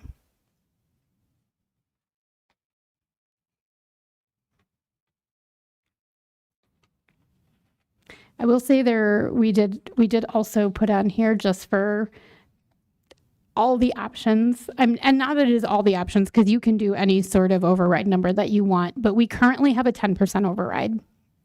And that is historically what has passed in this district. Looking at the historical records, there were 15% that we tried for, and none of them have ever passed. And there were years where we tried for a 15 and it failed, and the next year tried for 10 and that passed. But the 15 has never passed. But we did put the info on here for a 15, swing for the fences. But the 15 has never passed in this district, just for full information for everybody. And to that point, I wouldn't want to go for a 15. I would only want to go for a 10. And the 15 would require us to then call it an increase. Yes. So yeah. So there's that piece of it too, because we are only at a 10. Mm-hmm. But it was included. So I just wanted to share that we included it so that everybody could kind of get the full picture of what was there. I do think though that what a consultant would say is that, knocking on doors, like that face-to-face interaction is the most important thing. And that was always a struggle to get people to do. Mm-hmm. And now we have people who know how to knock on doors that we did not have before. And consultants, like, they would come to us and be like, you have got to knock on the doors. You've got to get people to do it. Mm-hmm. And so because we have people in the district that have done that for different reasons, right? But that is a key skill that's hard to convince people to do. Yeah. And it is, a consultant will die on that hill that the doors is the way to do it, because it's making a personal connection. And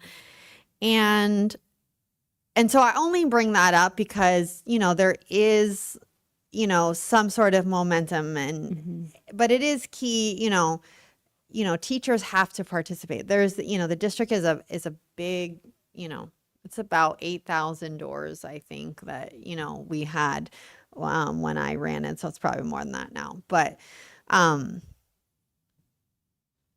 just wonder if it could be a learning experience, for if it doesn't pass, right? At least we have a pulse, right? How far are we from it? Are we 10 percentage points? Because when they ran the bond in 2023, it lost by the biggest margin that we had ever lost by in recent years for an override or a bond, after I had just passed an increase in the override the year before. And so, and that was, 3 years ago, and a lot has changed in the last 3 years. I'm not sure that there's like a right decision, unfortunately, I think, but to my knowledge, we have to make it tonight because we have to call for it by May 15th. That's correct, right? Yes, I believe so. That's Yeah, my it's a very short time frame. Statutorily, you actually have more time, but that doesn't work for the county because they've got so much they've got to do. So they've pushed the date back for them so they can process everything appropriately. So we're at the short end of everything. And if I could add just a little bit to make it more confusing, one of the things that I've seen done where a district had committed to an increase, but they committed to a certain tax rate. In other words, we will not allow your tax rate to go above where it is today. So if that means I only get 1% next year on top, so instead of 10%, we go to 11, but I'm maintaining your tax rate. Why would we do that? Because you may have more of a tax base. Every year you're adding homes and businesses to the tax rolls that helps keep the tax, that will help keep the tax rate down. So if you commit to a flat tax rate for your override, you could then adjust how much you go into that extra money every year based upon where it would impact that the taxes. So if the tax base goes up by a certain amount and you can take another percent, maybe one year it's 11%, maybe the next year it's 13, but you commit to that rate and stick to it. You may have the authority to go to 15, but you never go above what will impact the tax rate in an upward fashion. Just a thought. That is confusing, and I apologize for that, but I have seen that around and discussed. It's pretty rare, but it's happened. Okay, so I have not heard that before. So would you run it as an increase though? You would have to run it as an increase with a caveat that your rate will not increase. So if our tax base doesn't go up enough to get that next percent, you're at 10% because you've committed as a board that we will not raise taxes above that 10% threshold on the tax rate. But if the tax base goes up the following year, we've had homes, we had businesses, that the tax base goes up, that the rate then can will stay the same, but it produce more revenues based upon now we're going to put in another 1% or 2%, but maintain the tax rate because the base is now higher. It makes sense, but on the ballot, is the word increase going to have to be there? I'm suggesting yes, it absolutely has to be there. Okay, that's what I want. Absolutely has to be there. Okay. But what I'm saying is, as a board, you could commit to that it's going to be an increase, but your rate can be maintained based upon that strategy.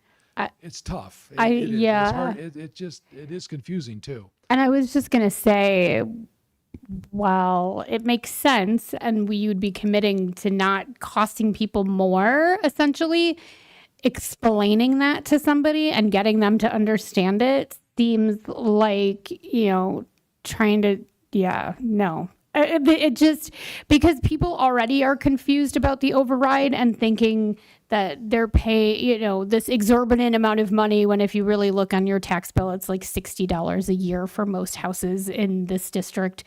So really they don't even know it's there because it's the smallest thing that's coming off. But nobody really understands that. They think it's this huge number. They think it's based off of what they paid for their house, not the tax rate of the house and all of those kinds of things.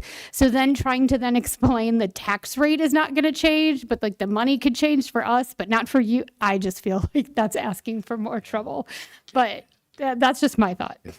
And you're right, it is confusing, it is a little tough. I've been able to do that with bonds, because bonds, you don't issue bonds, and how you structure the issuance itself over, maybe it's over 5 years, well, now maybe it's over 7, so that I can maintain the tax Yeah. rate. But that's, I think, a lot easier to say, we're not going to raise your tax rate in bonds. We'll issue them in a manner that will never increase your rate. That's a lot different than saying, oh, now we're going to get more money Yeah. in the M&O. So that's a tougher sell. And Agreed. I agree. All right. Any other thoughts?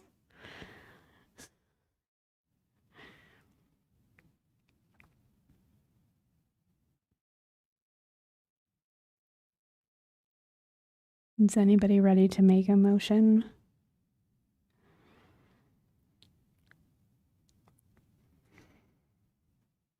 This is our last agenda item too.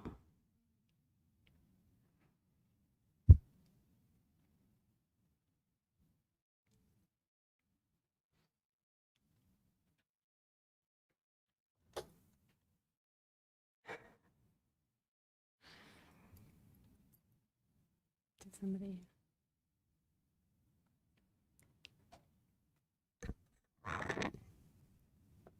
Are we allowed to ask our incoming superintendent a question?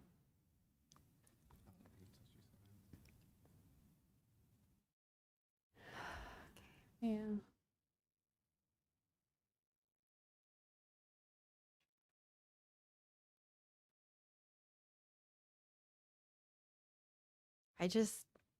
What's holding me back is knowing that it's like all in 1 year.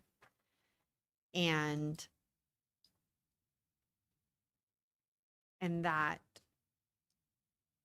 feels hard, right? To put on this entire district, right? We only get one shot at a continuation.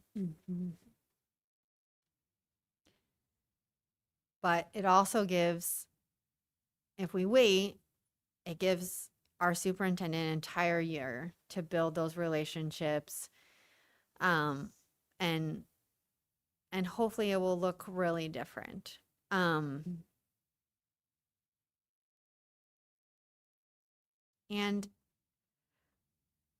I think I would feel better if the second year was a regular election too. I think it's like the mail-in is really hard.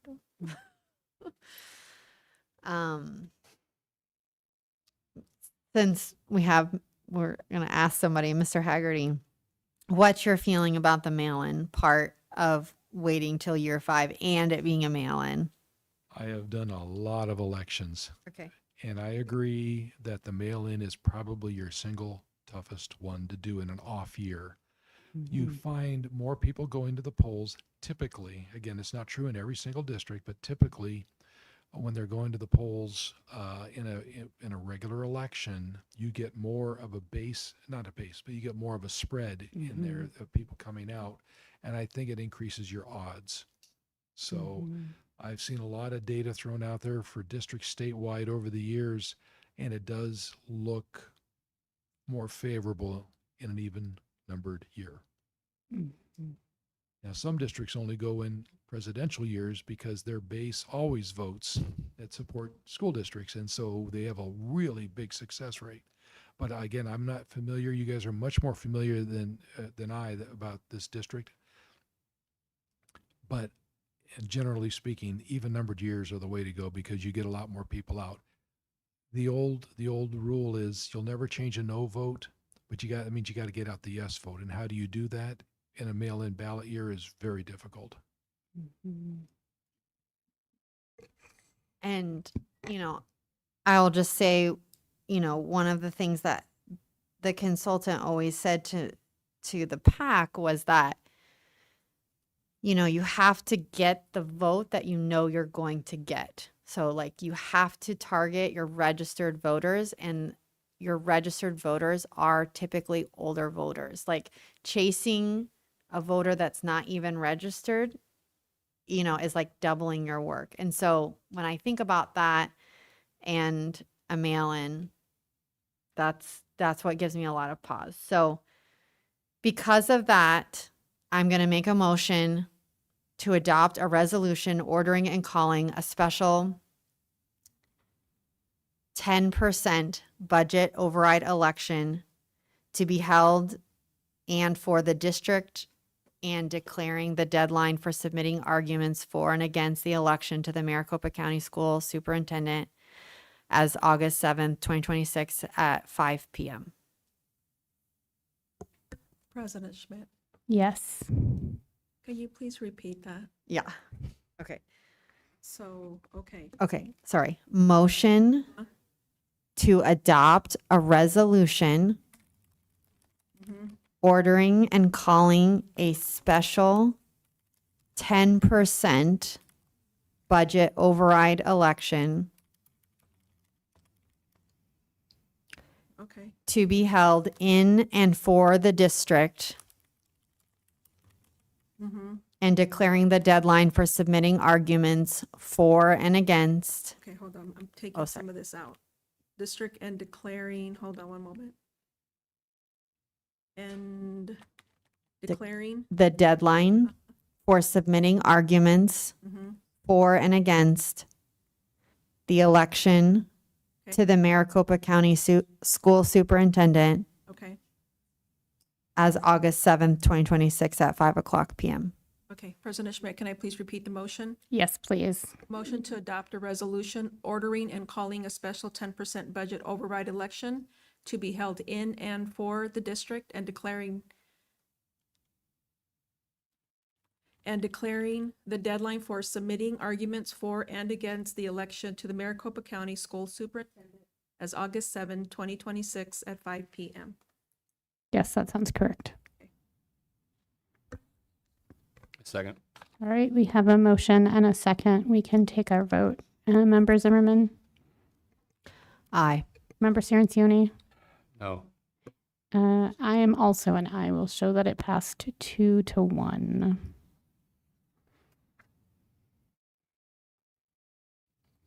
All right.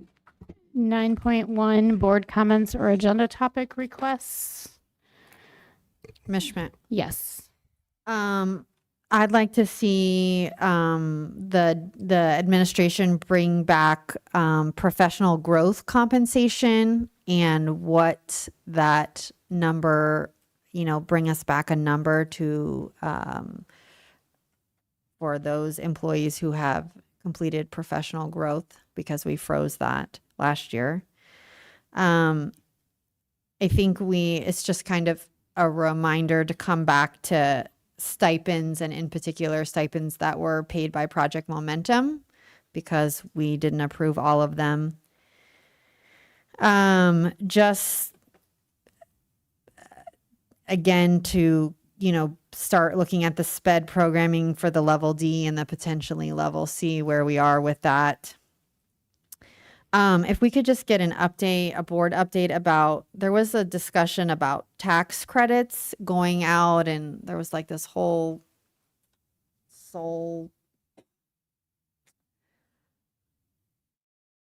I don't know, but the tax credits for the Verigy, it was a whole board agenda about, like, not sole procurement. I can't think of the right word, but sole source, thank you. Like, did we get the tax credits? Did we? Oh no, it was the electric buses. It was for the electric buses. Okay.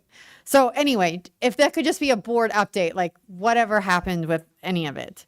And then as we approach the year, I think on the Verigy project, could we just get an update about, potential savings and where we are with that?